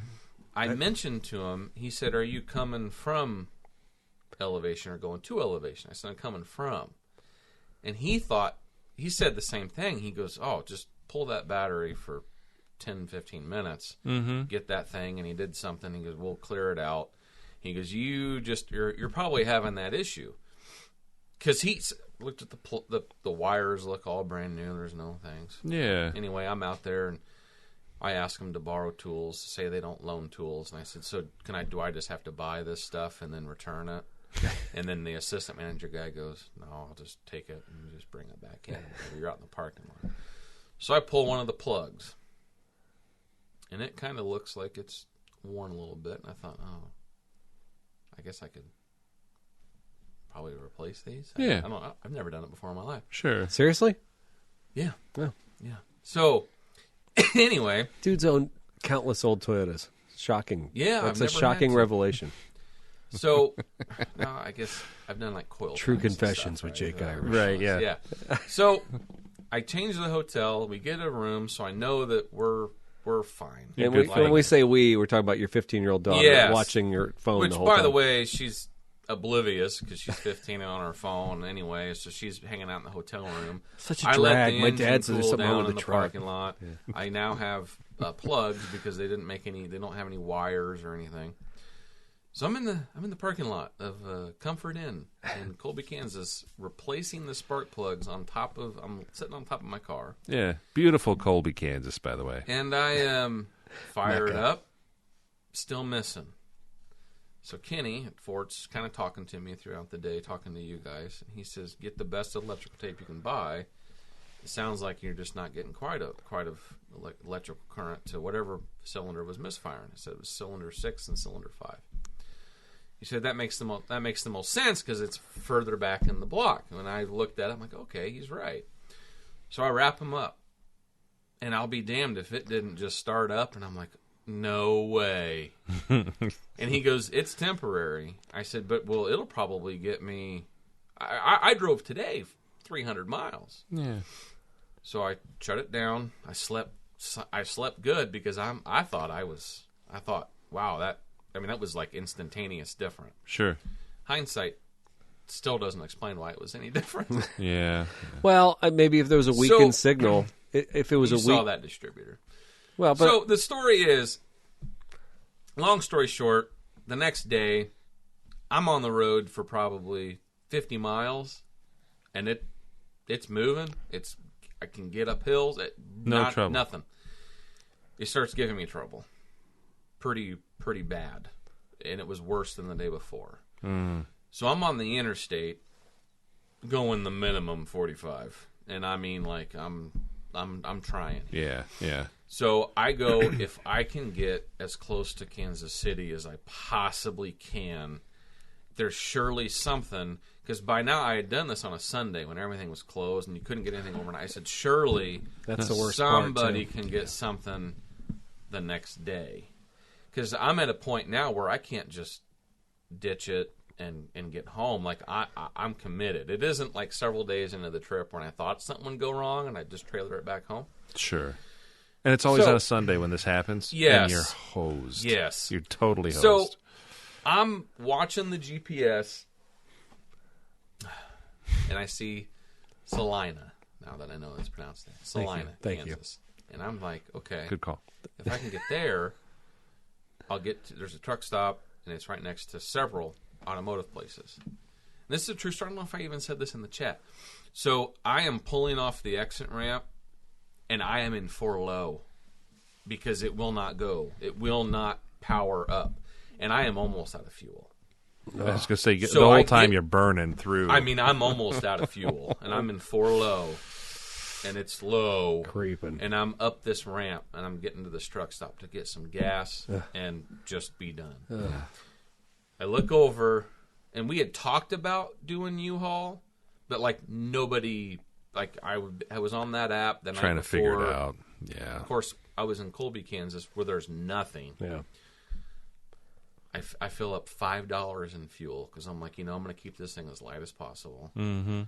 And I pull up the U-Haul app, and it says that there's a truck and a trailer available at this U-Haul that's right next door. And then I see this big Land Pride billboard because Land Pride implements are made there. Uh-huh. This is a true story. I messaged my Land Pride rep. I said, "Are you in Salina? Just curious." He goes, "I'll be there tomorrow for a conference thing." I said, "Oh, well, I might be stuck here. Don't know yet." And he goes, "Oh, really?" I'm like, "Yeah." By the way, he owns a brand new Tundra. So I had this in my thought of like, if I could get my kid home, exactly. If you just get me home, it like turns into trains, planes, and automobiles. Yeah, right. Pretty much, just trying to get home for Christmas I want a dinner. Corolla. So I walk into this U-Haul, and this lady's working, and I said, "I reserved this truck and trailer," and she says, "You can't reserve that combination because I just rented the regular pickup truck." Oh, like half ton. Yeah. Okay. Did you tell her what you were towing with it? Yeah. Okay. So I always lie, but that's but I'm towing a Ford Escort. That's what I'm towing. Well, anyway. You can't hide that. No. She goes, "No, you can't use that truck, but you can get a big truck. It's almost the same price. It's the same price mileage. It's $10 more for the day or whatever." No. Big truck, like the 15-foot box truck. Big box truck. I got the 15-foot box truck. Wow. Like, okay.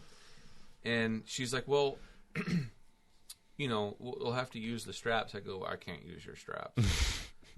She goes, "Oh, is it like one of those lifted Jeeps?" And I said, It's a little better. Goes, "No. Yeah. The straps work on that." I go, "They're not going to work on my tires." Mm-mm. And for the folks at home, what kind of rolling stock you got on yours? 37. Yeah. BFG, all-terrain. So anyway. They would not fit. There's a farm store next to that. And I'm like, this is just too good.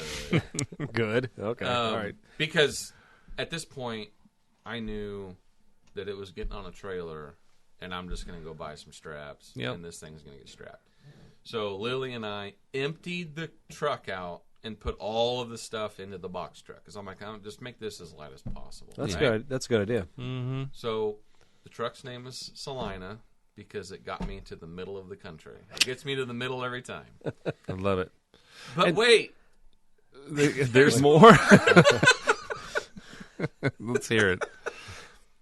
So I take the road. I pay for the insurance. I'm like, I'm just nothing.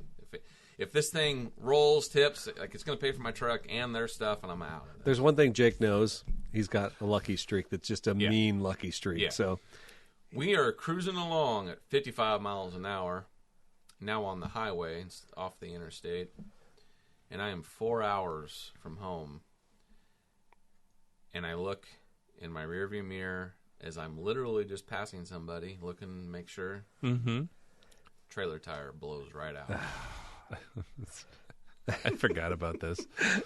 I shouldn't have. I maybe blocked it from my mind because I felt so bad for you guys. Yeah. So I'm in a U-Haul truck. I get it off of an off-ramp, and I see another U-Haul on the other side, but it's just one of those ones that does the little stuff. Yeah. So I do the roadside assistance. They say someone will be there in 20 to 30 minutes. I thought, oh, thank God. Yeah. 4 hours. Oh yeah. Later, all day long. Some guy showed up in a white beater in a Dodge Dakota. It wasn't even like a U-Haul service truck or not. Okay. No, this is like the Uber Dodge of Dakota. roadsides. What happens? He walked up and he starts talking, and I say, I don't care about anything you say. I'm signing it. You're fixing. Put the damn tire on. I'm out of here. Yeah. Did he come with a spare tire and rim? What did he? It was a whole new tire. All right. So you didn't have to deal with like. I gotta take this off and exchange your trailer. No. Okay. So the trailer had no spare on it? It had no spare on it. Okay. And it's just a regular auto transport deal. So they're usually pretty stout.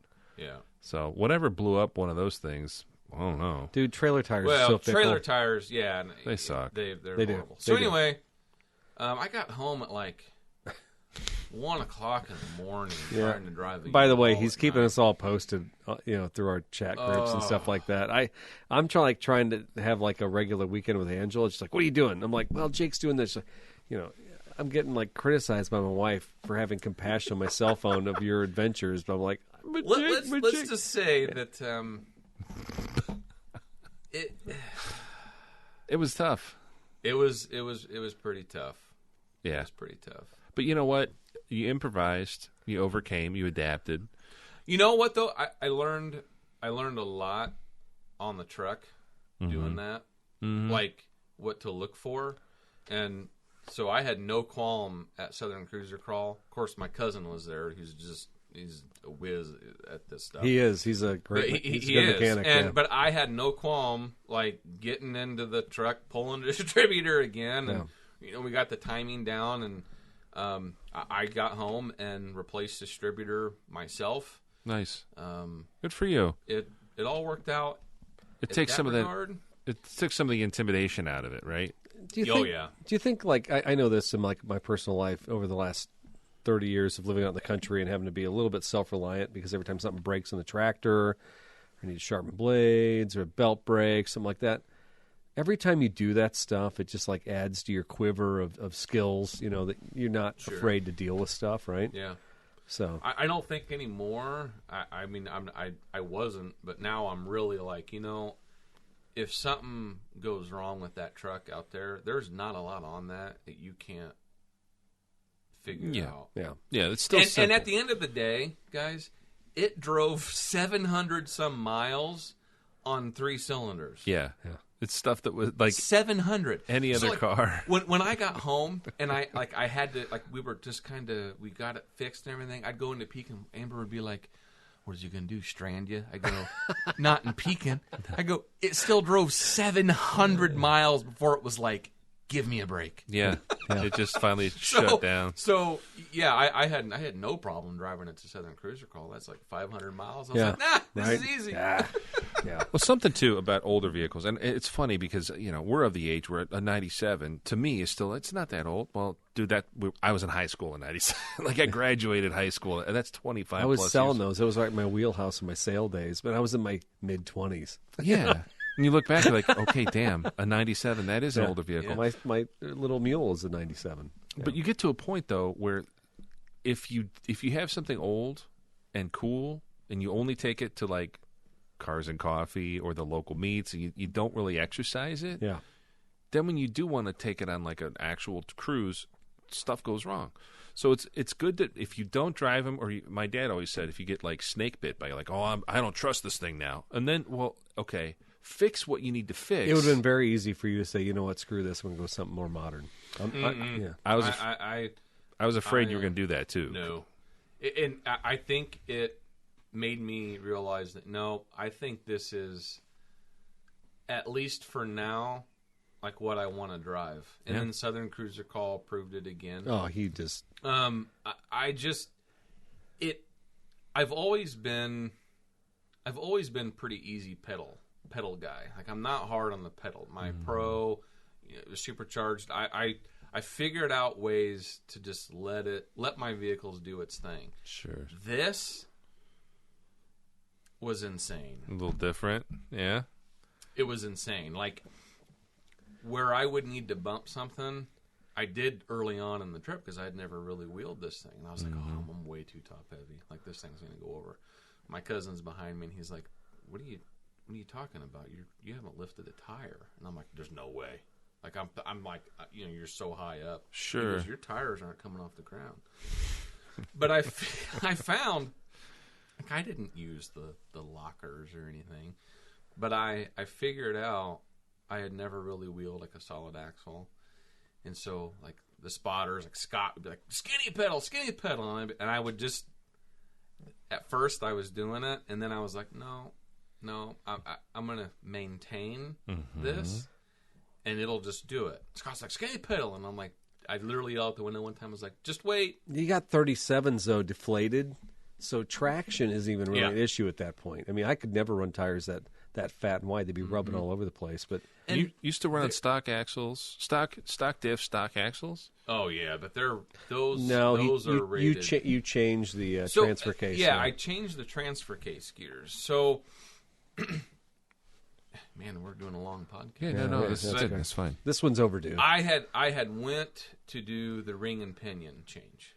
Like I was going to buy them, and this was like a whole long drawdown affair. I wanted them opened up anyway to see what we were dealing with, and Drew said, "No, these are fine." They were, dude. The fluid was great. So when I went back into the forum world, they said if you can get on 37s.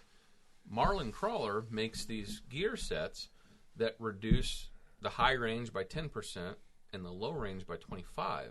It puts the high range, if you're running 37, back to almost stock. Okay. But the low range is low. Huh. And I thought, oh, well, that's like the perfect world. That's what I want. So I was reading other things that said it's a Marlin crawler gear. You're going to have no problem if you get it installed right. Mm-hmm. He goes, but nothing stronger than factory Toyota ring and pinion. Yep. No kidding. Nothing stronger. Huh. So if you can keep those factory and change your transfer case, I'll tell you what, first gear is pretty low, but other than that, fine. I never ran into not being low enough. We just had a guy break down in Moab with some nitro gears he put in the back of his Tacoma. Of course, he's run like 35s, so it's a pretty massive setup. That's why he did it. But he was in Moab with a truck that's probably 4 years old, and just blew out the rear. Chunks of metal floating. Yeah, and he might have been able to drive it home, but he was pulling a trailer. I don't blame him for stopping. He was actually the same dealership that you and I were at, Western Slope. Yeah. And they took care of him, but he ended up taking the whole family, buying tickets, airplane tickets, and flying from Grand Junction back home, then flying back out to Grand Junction to get the truck later on. A trip to remember. So after all that, you got things sorted. Yeah. And this was kind of its maiden voyage, your 80 series' maiden voyage for Southern Cruiser Crawl. Yes. So how did overall, with how everything was set up, how did the truck do? Eric can speak to that. Yeah. Well, I just said it. I mean, what fun is it not to have skill? That's what I said. Oh, good Lord. A lot of what happened was drop the hammer. Not a novice driver driving. I mean, as much as other people want to discount that, that's fine. You know, it's. I see why the 80 series is like the last of what people want of it. Mm-hmm. It's very comfortable, and I've always felt like my vehicles weren't that comfortable. They were lifted IFF. Sure. And this one's comfortable, but I guess for me, I didn't have to be rammy with it. And like Eric wasn't there, but I did level 4 the very first day without realizing it. Like I was taking the harder bypasses, and then by like the second and third day, you start calming down a little bit. You start being like, I made it this far. It's like autocross. There's like an adrenaline rush when you first start hitting those first obstacles at the park. Because, I mean, we used to go to the Badlands a lot, so maybe we were tempered a little bit. So I definitely had that anxiousness when I was on the trail and hitting some of these obstacles. I'm like, what do I do? And there's people behind you, people watching you. There's a lot there. There's a little bit of pressure going on. Sure. So, yeah, you got to think about that stuff. But I have it set pretty good. I bought, so I replaced the tires. The tires that were on it were bad, and they were heavy. Well, 37s are always going to be heavy. Beefy. Mm-hmm. But, again, the forums. Somebody has said the mud? Best thing that for 37s that you can buy on an 80 series are Bronco Raptor takeoff tires. Because they're C-rated. Interesting. So they're not like, you buy a 33, a 285 70 R17 for a 4Runner, they weigh more than my 37s because they're E-rated. You can't get a C-rated tire on that size. So they're softer, not as heavy. The Landcruiser's as heavy as what a 1 or a half ton is in today's standard, which is what the Bronco Raptor is. And what are those, Goodyears? BFG. BFG. So, I mean, they are they obtainable? Is it something you can... Yeah, I bought them from a tire shop down by Litchfield. I think I kind of remember this, yeah. Yeah. I paid $1,200 for 5 tires. Huh. And they had less than 100 miles on them. So just, legit takeoffs. Yeah, you took them off. So the forum you're using, is this I Hate Mud? It's I Hate Mud. Okay, so... Because it's still super active. Yeah. It's one of the few forums, like you can get on there and there's 100 new posts on the 80 series. That's crazy. Yeah. And I suppose there's probably the Forerunners, stuff like that. There's probably posts all the time on there, too. I did just the search. I was the guy that searched. You know, I actually used the search. Yeah. But there's information that was posted from 2008. It's still viable. That's still... Yeah. That's what's nice, too, about having a platform that's got some age, that has people that have done everything to it. There's probably, for every issue you have or question mod you want to make, there's probably like 50 people who've done just that. And so like the new Landcruiser coming out to that point. Yeah. How much fun will that be to have a breakdown or a problem on the trail with that, and then try and Google what's going on? Good luck. You're the first. Yeah. You're the first. Welcome, Christopher Columbus. Let's see how you deal with that. Yeah. Oh, you found Asia? No, you didn't. Yeah. You'll be flying back home. And... No, needless to say, it will make another trip. Excellent. Made it home and there and back. I have no itch to do anything. Maybe that's the interest rates, but. And that was the only reason I was having fun with all my vehicles before, was getting 0.79% interest rate and then trade. Like, yeah. It didn't cost nothing. Yeah. Now I'm like, not a chance. Let's think about this. Let's be rational. Nope. Well, so that's kind of how your experience was, Eric.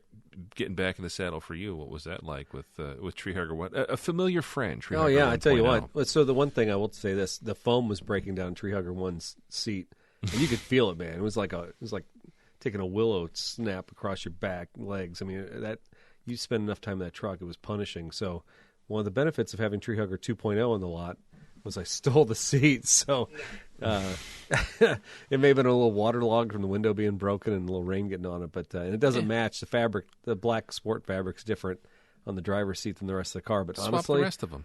It we already disposed of those, but yeah, good idea.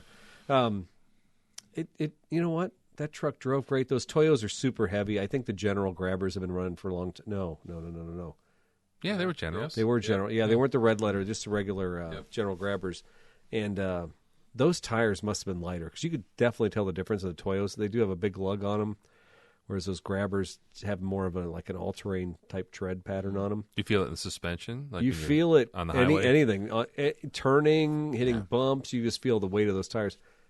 Could be a little bit, loosey-goosey on the suspension, too, since it's been a couple of years since I drove it. But it's still a tight... I mean, I've been in that thing. It still rides great for however many... Yeah, you spent some hours in it. It's a great truck. I tell you what, man. So I think the first thing we did, so we got to the park. We've been to this park countless times, Hot Springs Off-Road Park. They've changed around a little bit. They got some new owners. They changed the intros and the outros into the park, set up more ground for camping. And but the core trails haven't changed. And so, I told a story years ago on the Trail Team page. It's probably been lost in the cyberweb somewhere, but it was about Squid's Jaunt, and like one of my first runs ever was on Squid's Jaunt. I mean, we did a night run when I got there Thursday night, but Friday morning, were we on Squid's Jaunt first thing? Yeah, I think so. Yeah, and so Squid's Jaunt is probably one of the bigger, more open hills on the whole park. It's open. It's so open you can take pictures of guys from the very bottom all the way to the top, and it's a great elevation. It's a nice run, but there's boulder fields everywhere. And I mean, one year Marlin Crawler actually had to come out there and like bail out 300 because it got stuck in a boulder field. And man, I tell you what, my juices were. I mean, my adrenaline's running. I'm like looking around. I'm like, damn, man, this thing is rutted out. I mean, the one thing about parks, they change constantly. Now the trails may stay the same. You may look at the map, but because people are chewing on things all the time, nothing is ever the same. So what I remember one boulder. There's like this boulder that hasn't moved in the last 5 years. I do think it moved like 7 or 8 years ago, but it's been in pretty much the same spot for the last 5 years. It's gigantic. It's as big as these two tables, put together. It's big. Wow. And you got to thread the needle through this thing, or you go around it into a boulder field. And I wasn't doing the boulder field because it's aggressive, but. I mean, I was just like, look, I'm here. I'm in Treehugger 1, and if I hit something, I don't feel bad about it. But I got through it, no problem. All right, I loped up to another spot, got up it. I got out of the truck, and I'm on a 30-degree angle, and there's just loose gravel and loose shale rocks everywhere. just about fell on my ass when I got out of there, and I'm just like, and I put the truck in park, didn't even put the e-brake on. Like, that truck could just roll back and kill countless people. I mean, 14 people dead. Yeah, really. So at that point, I got out and I kind of guided Scott and some other guys up, and I'm like, we're doing it, man. We're in this. And I tell you what, it was a cut back to the right after we did all that, and I went to the boulder field, and I was in Treehugger, and I'm like, I'm rolling, man. This truck, there's just something about it, man. The Treehugger 3 is a great truck. TRD Pro suspension is a great suspension, but the Treehugger 1, the 2010, has the KDSS, and it's got boulder, and it's got crawl control and all that stuff. I rarely use a lot of that stuff unless I'm stuck somewhere. Jake usually yells at me on the walkie-talkie. He said, "Did you put A-track on? You got your diff on?" I'm like, no. And then he goes right up it. But because it's insulting that as a driver that I can't be smarter than the vehicle sometimes. It just, I get that. There's a reason why it has it. Though. I get it. But at the same time, do you ever remember Coal Miner's Daughter, Sissy Spacek? Yeah. There's a scene in that where her boyfriend brings home the Jeep, and he goes up that coal hill, and it's all mechanical. There's no electronics whatsoever in that situation.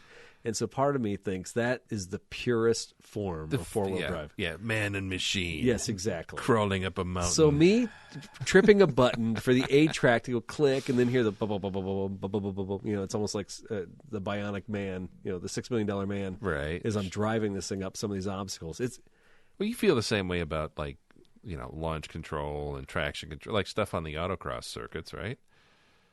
That's why I like driving the FRS, because I'm revving it and I'm letting it loose, right? Mm-hmm. I don't know. But there's also people that turn it on, enable it, and just rock it. Yeah. No. And I should embrace all these things all the time. Maybe. Oh. Yeah. Anyway, hey, even on this trip, I was stuck in a spot, and Bill, our friend with the Tacoma, was stuck in a spot, and we looked at him like, "Do you have crawl control? Do you have A-track?" "Yeah, I got that." I'm like, "You got it on?" "No." He had tried to stab at an obstacle like 3 or 4 times, getting 2 wheels up over it. The back wheels are spinning. Nothing's happening. I'm like, we're never getting over this. He turns on the features. Crawl control. Didn't even give it gas. Got right out. And the truck just said, "All right, I'll take care of this." Seriously. Yeah. Yes, it's that sick. Well, it seems like, especially on that, was it another 4Runner? No, that was a Tacoma. Tacoma. Seems like they perfected things on those 2 platforms, I don't know. I mean, that's the same system they use in even the new Landcruisers have. For him, he's a Rammy driver. Like he's talking about Bill. Bust through everything. Puts it to the floor at the wrong to times. Yeah. He hasn't quite figured out when to give it skinny pedal and not. Yeah. So I think what worked so well for him is that if he didn't have to, the truck's going to say, "Hey, Cut we this are out. this close. This is the rest of the way." Yeah. That makes sense. It's an assist, right? Yep. But at the same time, you guys, both those vehicles you guys took have winches on the front, right? No, I didn't take a winch this year. You didn't? Ill prepared. Mine has one and doesn't work very well. Yeah. I was going to say, did either one of you get in a spot where you needed help? No, but we had his cousin Andrew had that third gen. Third gen 4Runner. Straight up street tires. Yeah. Dude, Is this the cousin I met at your thing? Yeah. At your cookout? Yeah. Okay. Yeah. I didn't know he was... It's his 3rd year with that 4Runner there on street tires. Yeah. The same ones. Same tires? Yeah. Probably. Knowing him. No, they are. They're the same. He did okay? Yeah. So did everything. Yeah, getting back to the wallowed out trails and stuff. It was funny. We went on the back roads, and anybody who's listening who knows anything about Southern Cruiser Crawl knows Hot Springs Off Road Park knows these trails don't change. They're the same spots on the map, but there was some serious ruts. And what was that? That wasn't Logan's Run. What was that on the backside there? Well, Rubicon. But the backside, we had no problem. It was the next day. What was the one? It was before Fun Run. Yeah. Anyway, By the way, trails all have great names. Yeah, they're great. Yeah. Squids what? Squids Jaunt. Yeah, I Squids don't know the Jaunt. etymology of that one. Where that one comes from, but anyway, yeah, fantastic. he got high centered, and a lot of us got in this situation where almost high centered. It was very dry. Trails were dusty. And I don't want to say they needed maintenance, but at some point they needed a bulldozer. That one did. It did, yeah. So because I went up the level 4, and it was cleaner. Well, I only made it because of the height, but like I wouldn't have made it up. I'd have done the same. My front differential would have hit that soft rut in the same part. Yeah. So, all right. So I know we're getting a little long here. No, it's fine. No. So, again, one of the reasons we go to this place is because the park's amazing. We love Hot Springs Off-Road Park, and it rained one morning, it got a little wet. That's perfect. Cuts down the dust. Mm-hmm. But even we've been there before. It's just flat out rained for the day. Still a great park. So I highly recommend if you're one of those guys who likes to hit some of these events, this one is definitely one to hit. I mean, people come from California, East Coast, West Coast, all over the country for this one. But and I'm not leveling any criticisms or anything, but I think you and I looked around this year, and I don't have an official count. I don't know, but it seemed like less trucks, right? Yes.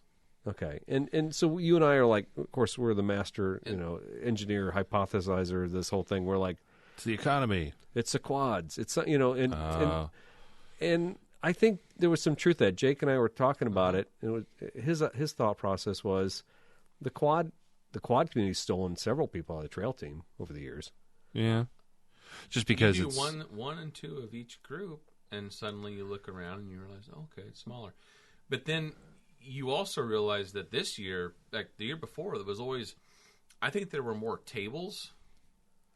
I think they fit more in there. Maybe, yeah. The concrete it was paved, now. Yeah. But it didn't seem as busy.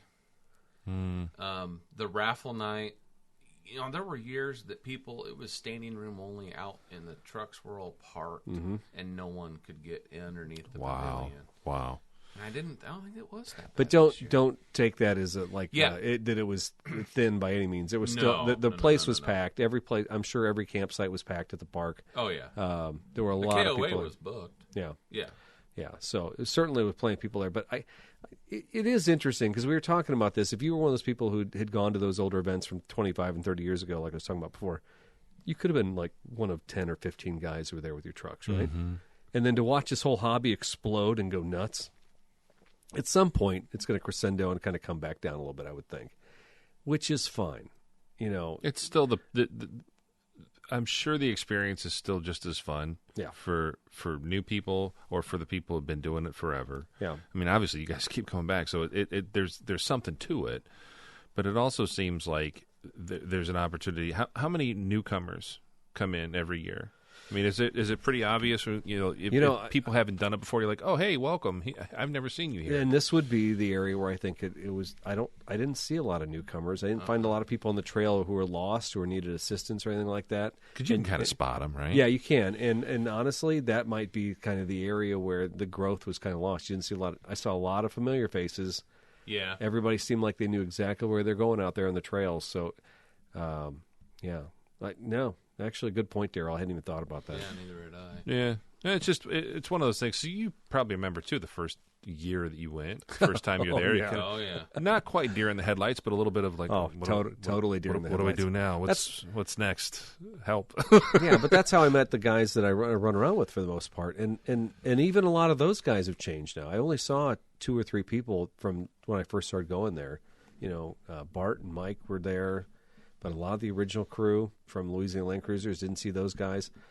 The folks who run this event from Cotton Landcruisers, they're all familiar faces. Oh, yeah. And they've been doing this for at least a decade. This is what it comes down to. And you and I talk about Car Club.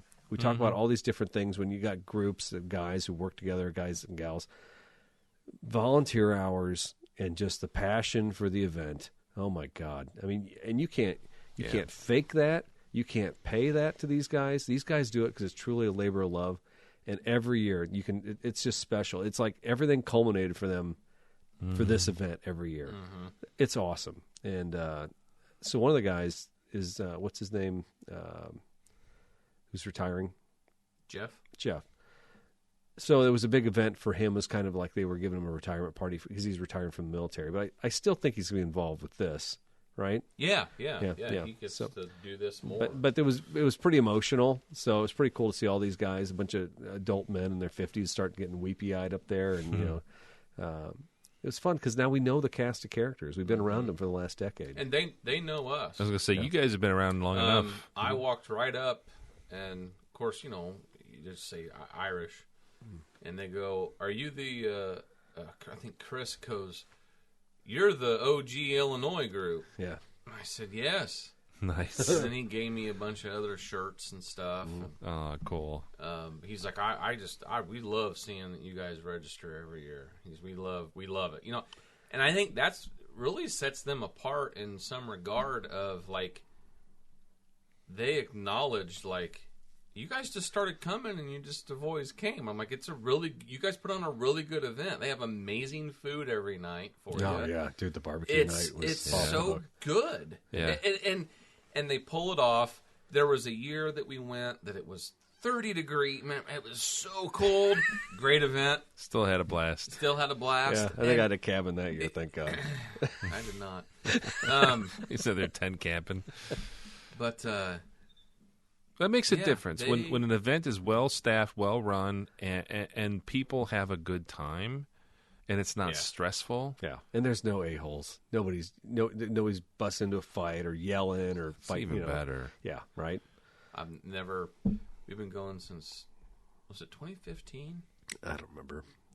I could go through my Google Photos. I could tell you exactly the first time. No drama, right? No. Never had. Well, egos. I mean, one time Jeff's truck broke down. A couple years ago when I was there, I bent my tie rod. And so I had to go to O'Reilly, and then he had someone in the parking lot at the pavilion help him. Harper watched me. Harper made me do it to Harper's credit. Yeah, but there were a lot of people there. Yeah. Oh, I parked right in front of the pavilion, and but I pretty much did the whole thing. Yeah.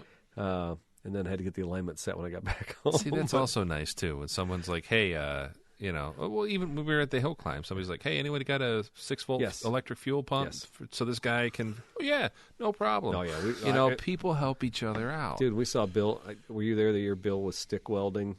Yeah, I mean, this guy taking a couple batteries and just got right next to the right next everyone's eating. Yeah, just welding. Welding the drive shaft back together or something. Yeah. Well, no, it was like a frame. I think it was the leaf spring shackle separated from the frame or something like that. And it's pretty serious. He's just like, go ahead and whistle this out. Save me some of that brisket. Yeah, exactly. I love that though, and I'll tell you what. There's nothing like that. You can take your truck and enjoy it, or take something and take a long weekend trip by yourself and do that. Yeah. Unless you're doing something at this level with a group of friends, or even just like a pair of you guys or a trio, whatever it is. This is how you get the most enjoyment out of your vehicle. Yeah, it's using it for what's intended purpose, and then sharing that with others and be like, hey, have you tried this? Oh, I see you got this set up on yours. That works better than what I got. Everybody compares notes and comes out of there. Absolutely. I'm like, look at the bumper on that 5th gen over there. That's the kind of stuff you like geek out on that stuff, right? Come back with $5,000 you want to spend. Right. Yeah. Oh, yeah. I mean, I give you credit, Daryl, for sitting through this because it's totally outside what you normally do. I imagine if we had a classic car guy here, which I've tried to fence those guys off from the show, so I don't listen to you'd be the same thing. Yeah. No, it's fun. It's people enjoying what. Getting involved in the hobbies that they have. Just like the hill climb, like I said earlier in the show. We can all shine the cars. We can all park them in a parking lot and admire. And there's no slight. I'm not trying to rip. It's cool on, too. Yeah, absolutely. Because we're experiencing, but there's just a different level when you're actually driving, and whether that's classic racing, the hill climb, off roading. There's so many different things you can do. It's awesome. Absolutely. All right. So we should move on. This show has gotten so long. Oh, wow. Yeah. Anyway, so Sorry. Quick grinding of the gear. Yeah. Happened to me tonight, okay? Okay. So I don't know what time Daryl's going to be here. I don't know what time Jake's going to be here, but Jake sounds like he's like banging on the door here. So I'm like, I need to get some food in. She goes, what's for dinner? I'm like, I'm not cooking anything. So why don't you go by Culver's and get me something? I'm like, I don't really go to Culver's. I like to go to Freddy's, but no, I'm not going to Freddy's. Anyway, so I go to the drive. I pull up to the Culver's in Morton, which it's wide open, and there's no trees there. It's like all new construction. So I can see, look, there's only 2 cars in the drive-through lane. Awesome. I'm going to be in and out of there in seconds. They've installed these little, these little huts. Do you have these huts at your Culver's? Yes. Okay. Not in Pekin. Okay, where they force the employees to sit outside in this little warming shack. I put in the order. I'm like, this is great. No worries. But as I'm looking out of the corner of my eye, I see there's a lot of cars there with brake lights around me. What's going on? Actually, there's like a new zone of cars over there with brake lights. I've never seen that in my life. The gal gives me a number 6 and says, okay, pull over there to the right, the far right, and get behind that Chevy over there. I'm like, well, that's, wait a second. There's like 6 cars over there. And I look over to the left where they normally wrap around the building. There's 4 cars there that I can see. And so I do my due diligence. I do as I'm told by the young lady. I'm being bossed around by a 17-year-old. I park there, and I can tell right now, as I look over to the left, there's 5 or 6 cars wrapped around to the left. There's 6 cars here sitting on my side. They're moving people through that line to take orders, but then they're parking you on the other side. This is not truth in advertising here. Truth in advertising would be like the Starbucks we were talking about on the pre-show. There should be 15 cars in a line wrapped around that building waiting for the guy at the Karen at the front to get her frappe. Yeah. Then I know. I can gauge my time. Because what happened was I sat there for 20 minutes with number 6 on my mirror while the 2 people in front of me had to get their food. The 4 people beside me had to get theirs. That's a scam, and I'm sick of it. You're just not going to take that anymore? No, I'm not going to take it Mad anymore. as I'm heck. done. It's my grinding of the gears. Truth in advertising. I want the wait line at the fast food joint to respect and show me how long it's really going to be. But here's the whole thing. Like, Steak and Shake started this years ago. Culver's went into it. I think Wendy's to some extent, too. Everything's made to order. Yeah. Because everyone wants, like, the freshest thing ever, right? Okay, but That's if they fine. said, okay, but at McDonald's it used to be pull up to Section 2, Section 3. Which I hate that, too. Okay, that's bad. Culver's has Section 12. I mean, we're literally moving up. Yeah, that's a bit. You're going to need you to pull into the Giant There is Stadium no parking lot. fast food line in the world that moves like a Chick-fil-A. I'll give you that. But That's they make true. chicken sandwiches. I mean, really. Yeah. Okay. It's like going to that Raising Cane's, that scam. It's the best stuff ever. Oh man, so good. Their chicken sandwich. What's on their chicken sandwich? The Tendos. What's in their chicken tendos? The Tendos. They only make one thing. How hard is it? Yeah, and it's just sitting under a heat lamp. Yeah. Because fried It chicken goes will back stay to hot. the pre-show of, those fast food places that were multiple. Yeah. The KFC, Pizza Huts, Taco Bells, all in one. Yeah. That's what needs to Okay, happen. all right. You got to watch it. You got to listen to the pre-show, folks. 'Cause If you, Yep. Jacob, if you ran on that platform, it's like as long as I'm president, under my watch, every fast food restaurant will be forced to have multiple brands under one roof. Absolutely. I think you might get the vote. All right. You might get the popular vote. Telemarketing was handled. Anyway, all right. We ready for this? We ready for this? Are you ready for the next section of the show here, Yeah. everybody? Yeah. All right. It's been a long time. Haven't talked about them. It's time for your moment of must. Clean that up. It's been a while. Have you heard of grok? Guys, do you know of grok? Is that a Swedish beverage? No, it sounds like something if you play Dungeons and Dragons or something. Anyway. Like Tom Brady's best friend or something. No, it's Gronk. I thought the same thing, too. I thought Gronkowski was running around with Elon. But anyway, brace yourself. Jokes incoming. Elon Musk has announced the introduction of Grok, Grok, an artificial intelligence chatbot for some users of X, which the billionaire suggests has a sarcastic sense of humor similar to his own. How creepy is that? Musk, who owned X, formerly known as Twitter, if you didn't know that, for more than a year, announced late on Saturday that Grok will be trained by having real-time access to information from the platform. This is great. A chatbot trained by X. Fueled by X. Yeah. Musk's AI startup XAI, which has developed the bot, said that in a blog post that it took inspiration from The Hitchhiker's Guide to the Galaxy, a comedy sci-fi novel by British author Douglas Adams, which I will venture to say that 90% of the people that know anything about that pretty much hate it. Yeah. Only hardcore geeks like Hitchhiker's Guide. Guys like Elon, right? Well, they're all on social media. They're all on X. Anyway, Grok loves sarcasm, Musk posted on X. I have no idea who would have guided it in this way. Grok was designed to answer the questions with a bit of wit and a rebellious streak, so please don't use it if you hate humor, XAI said in a blog post. The bot will be in the early stage of testing, Musk said, and will soon be made available for subscribers of X Premium service, who in the United States pay a paltry $16 a month for features such as a coveted blue check mark.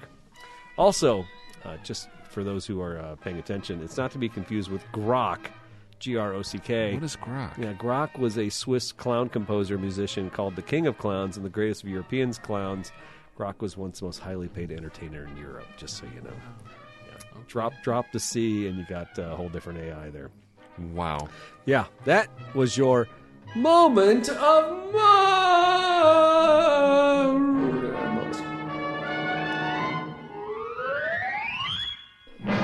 I must have been living under a Grock because I don't know anything about Swiss clowns. Also, what are you Googling?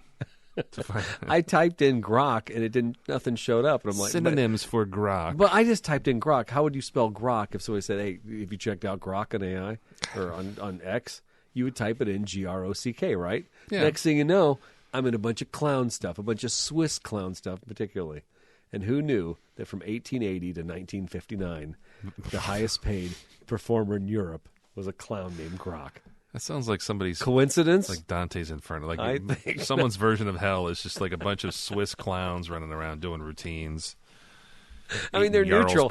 I mean, you have to think a Swiss clown was like a neutral clown. It would be not too offensive. Hey, did you book a night in the Swiss Clown Emporium? I did in Zurich. In Zurich? I'm in Zurich yeah. one night. Yeah. So okay. Before I know we're coming to the end. Maybe I here. should find the Grock Museum. No, please don't. I'm sure Angela would love to. Mm-hmm. What are we doing over in Switzerland tonight? Going to Grock. It's the finest museum of clown. It's history. like non-offensive clown it's museum. It's like the mounds in America, but we're going to Grock. Shut up. And that's the night Angela never booked a vacation again. Yeah, that's when she was found in Lake Zurich. Anyway, all right, Cars of the Week. That's the next section of the show. You know what we do? We pine. You can't. There's no sound effect in this one, Daryl. No, this is right. The Boogie Nights music is going to be playing in my head right now as I say this. Cars of the Week is where a lot of times we just like pass messages back and forth. We're like teenage kids in high school, folding little notes and say, "Hey, look at this! Look at this." That's half of our chats. Yeah, fortunately now we have Facebook chat and we can use these tools. These tools invented by engineers, possibly to send information around the world in a way that no human beings have ever had the power ever in their lives. What do? We find $2,000 poop boxes and we kind of pass them around and say, "What'd you do with this?" "Well, I'd buy that car." "Yeah, that's all good." So let's all buy it. Yeah. What if we all buy it together? We work on it together. Yeah, that won't happen. All right, that's Cars of the Week. It's where we get weak. We think about what we would buy, and likely we probably won't ever buy it. Sometimes guys at this table do buy cars, though. Not me. Not this week. All right, so I'm going to go first. Look what I found here, guys. I didn't even know this existed. Can you see the picture? I can't. I see. What a cute little vehicle. It's a 1992 Toyota Town Ace. Of course, the High Ace is the van I've been pining over for the longest time. So now I didn't even know this. I mean, could we call it a microvan? It's a little bit smaller. Sure, why not? But the Town Ace, this one comes with a 2-liter diesel engine, a 5-speed manual transmission. It's got some steel wheels. Oh, by the way, it's got a spray tank on the back because he used to work in like a firefighter fleet. So, side hustle, I think I'm going to do like some fertilization, maybe some yard spraying. Just spray Roundup from people's stuff that needs it. Yeah. That's a good call. Yeah, so I think I'm going to be called like the weed stall or stall spray, maybe. I don't know. I haven't decided yet what I'm going to do with it. This truck is for sale right now on Facebook Marketplace. No, it's on Bring a Trailer. Sorry. Current bid is $3,400 with 2 days.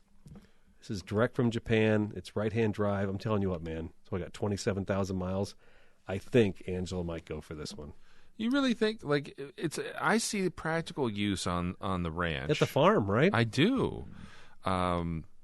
Depending on what you want to use it for. I think this is actually a wise opportunity to find, kind of like a little mule. It's something that actually can do work. Exactly. It's a 4x4. I didn't mention that. Yeah, it's a cute little industrial truck. You can take this into the city. You can take this on your... Yeah, it's got the cab over the front wheels. It's, I just love the look. It's a dual range transfer case. I mean, you got low range in that guy. Yeah. Not bad. It even has a hose with nozzle as one of the features on it. And a column-mounted shifter. Ooh, that might be fun. That might be kind of fun. Column shift on a 5-speed. Yeah. How does it? Do I you have have not. enough column to? Seems not really possible. No. There's a lot of math and angles involved. Something's off there. Anyway, back off it, guys. It's mine. This is my car of the week. Fair. That's fair. What do you got, Daryl? All right. Oh, seriously? Yeah. So my pick this week is a little bit. I don't know why Lamborghini has come up a lot lately. I'm not searching for exotic high-end Italian sports There's cars. NFTs that are much cheaper than this. They are, but the movie The Wolf of Wall Street was on a couple weeks ago, and When he made that successful drive home. yeah, See the Quaalude scene, right? Everybody remembers that, and that movie is so bananas. And then you realize it's like mostly based on a true story of an actual human being. And you're like, I believe it now. So after we watched that, my wife and I are like, yeah, what a terrible thing. Anyways, the whole scene with the Lamborghini Countach, like just I was howling. It was so funny. A couple days ago, I see this ad on Jalopnik, and it's like the car from The Wolf of Wall Street is for sale. Bonhams is auctioning it off, and it's the one that was all wrecked. Oh, okay. And I'm like, really? They really wrecked one? They really did. So I go to the Bonhams listing, and it's first of all, it's written great. It's almost like a circus crawler or something. It's like, ladies and gentlemen, fasten your seatbelts because we're about to take you on a roller coaster ride through the glitzy and uproarious world of Hollywood's most outrageous superstar on 4 wheels. Feast your eye on this is all from the listing, by the way. Yeah, I'm at it. Feast your eyes on the Lamborghini Countach hero car, the unrivaled automotive icon that left its tire marks on the silver screen. No, it didn't. In Martin Scorsese's epic masterpiece, The Wolf of Wall Street, starring alongside none other than Leonardo DiCaprio. Bottom line is, this legit 89 anniversary edition Countach in polar white with white leather seats that got all smashed up for that scene is being auctioned off. The actual price is somewhere between $1 or $2 million. Holy smokes. Is what they're thinking this thing will fetch because of the DiCaprio thing. See, I can't think that's worth any value, this, because I think anybody who would buy it would just want the VIN number and the engine and everything so they could rebuild it, right? That's what I would think, but at this point, it just becomes a prop, right? It just becomes some rich person is going to put it in like a museum and be like, it's kind of like if you were to take one of the many Dukes of Hazzard General Lees that was flipped and be like, in your living room, you're like, this is my sculpture. So anyways, it's a very rare anniversary edition one. It's really sad to see it in this shape, but here's what I like. It says preserved in as-filmed condition, which means the props guys just dusted it off and put it in a trailer. A time capsule of the era's extravagant debauchery, whatever. And it includes a Jordan Belfort, that's the real guy's name, Jordan Belfort costume, a director's chair and clapboard. Oh, God. Both signed by Scorsese, DiCaprio, and Margot Robbie. 2 crew hoodies and 2 DVDs of the film. And it actually has like some other signed crap. So it's got $2,000 worth of Blu-ray. Yeah. No, seriously, DVDs. Apple TV coupon. I would want like a projector and whatever. So, anyways, that's what I would, if money was no object, that's what I would buy. Is that Italian fiberglass? I mean, I guess I always thought these cars were like carbon fiber and stuff, but I see a lot of like busted fiberglass. I don't know honestly, I don't know what the body's made of. I thought it was aluminum on those. I would have to think the body panels, like the hood and the doors, are probably aluminum, but boy, a lot of it just looks like I see like crackled, broken fiberglass parts. Do you remember the guy who took the Countach to Cars and Coffee about 3 years ago? Was it back when it was up in Peoria Heights? Levy District. Yeah. No, I don't remember that. Guy rolls up, and it was a red one, and I'd never seen one in the flesh. Look at that front bumper. I don't know if you guys are looking at the That's same just thing. all collapsed. It's just, no, I'm looking at like this, just that. Yeah, it's just. Oh, yeah, it is. It's like urethane or something. Yeah, anyway. No, he was trying to back it into the spot and couldn't. By the way, those cars are just a joke. Oh, yeah, you can't see anything. Can't see anything. So he like opens the door and looks out, and everyone's laughing. And I'm like, that's the only way this dude can see. Yeah. And he had his son. He had probably like a teenage son get out and help him, like guide this thing into a spot like it was a Navy warship or something. It was so big. With flags. Yeah. Maverick straight ahead. I think they'd be a lot of fun, but let's be honest. If 90% of us had one of them, it would look like that after about one parking lot. I gotta be honest with you. I think fun would be watching you climb in and out. No thanks. I got into Summers RAV4 yesterday, and I banged my knee so hard.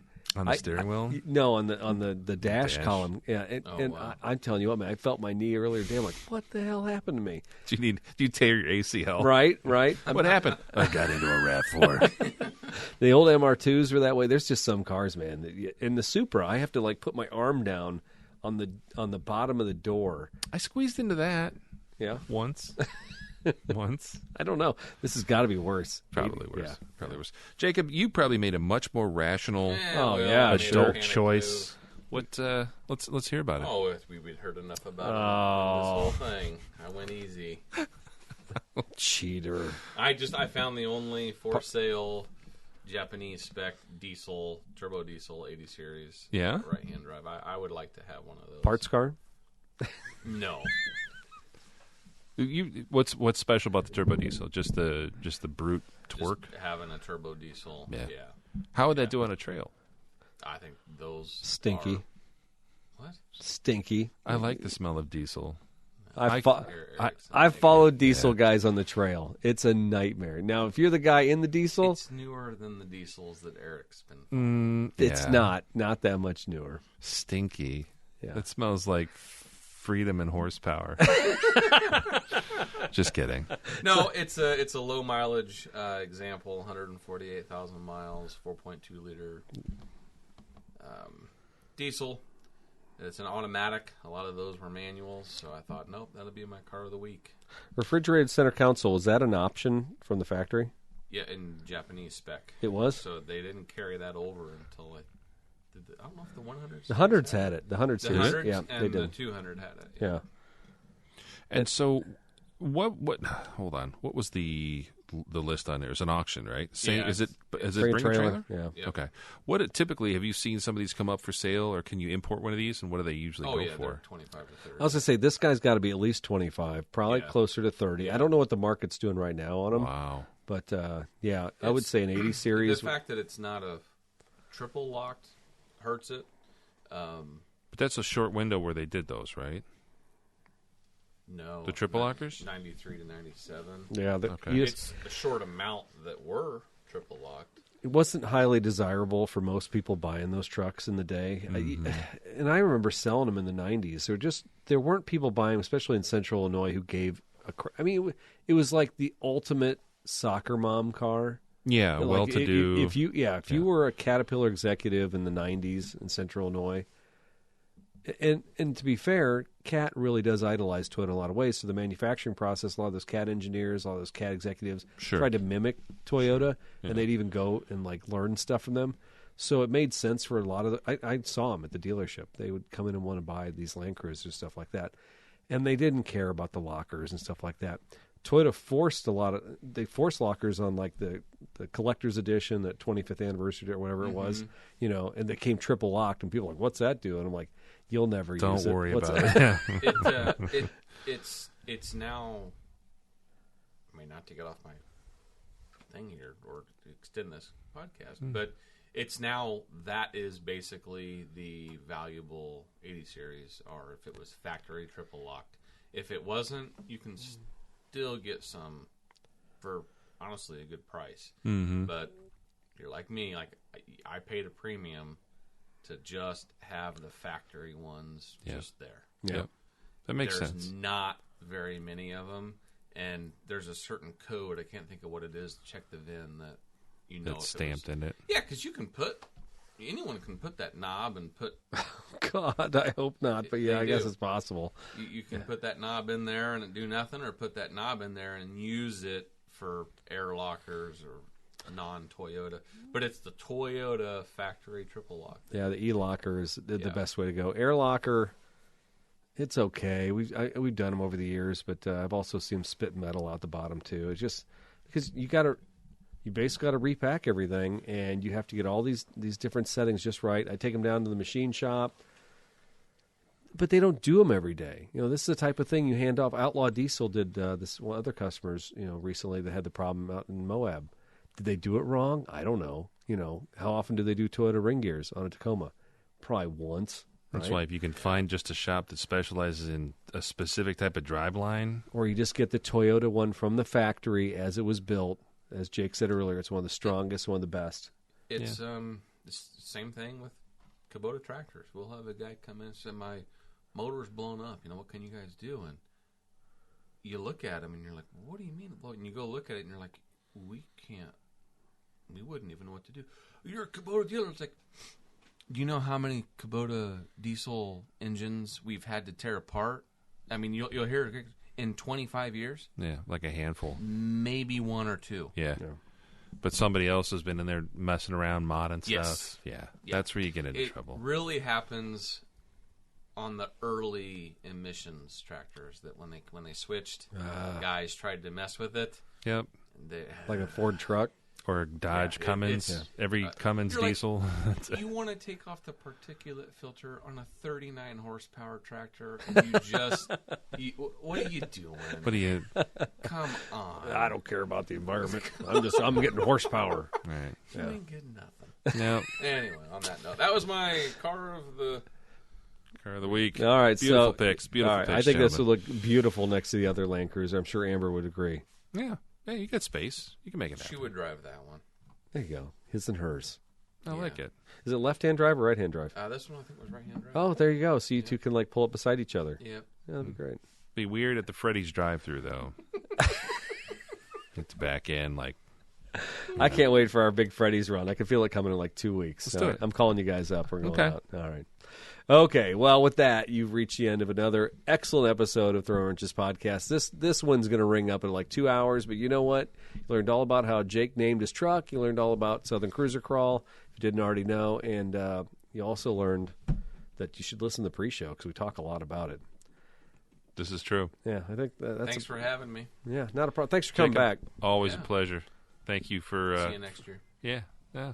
Maybe sooner. Or on the all tractor episode. If anyone out there wants an all tractor lawn and garden type episode in the spring, put that on the iTunes. Well, yeah, we got about 10 other things in front of that, but once we work through that list, info@throwinwrenches.com. Hit us up. Let us know some show suggestions. believe me, we're going to need content and lots of questions. So if you're out there and you have questions about Kubota tractors, maybe we'll just do a paid sponsorship for out at German Bliss. Hey, if you need a tractor, hook up with Jake at German Bliss in East Peoria, Illinois. He's the guy. I think we've all bought stuff from him out there. Yeah, true. Yeah. That's a true story.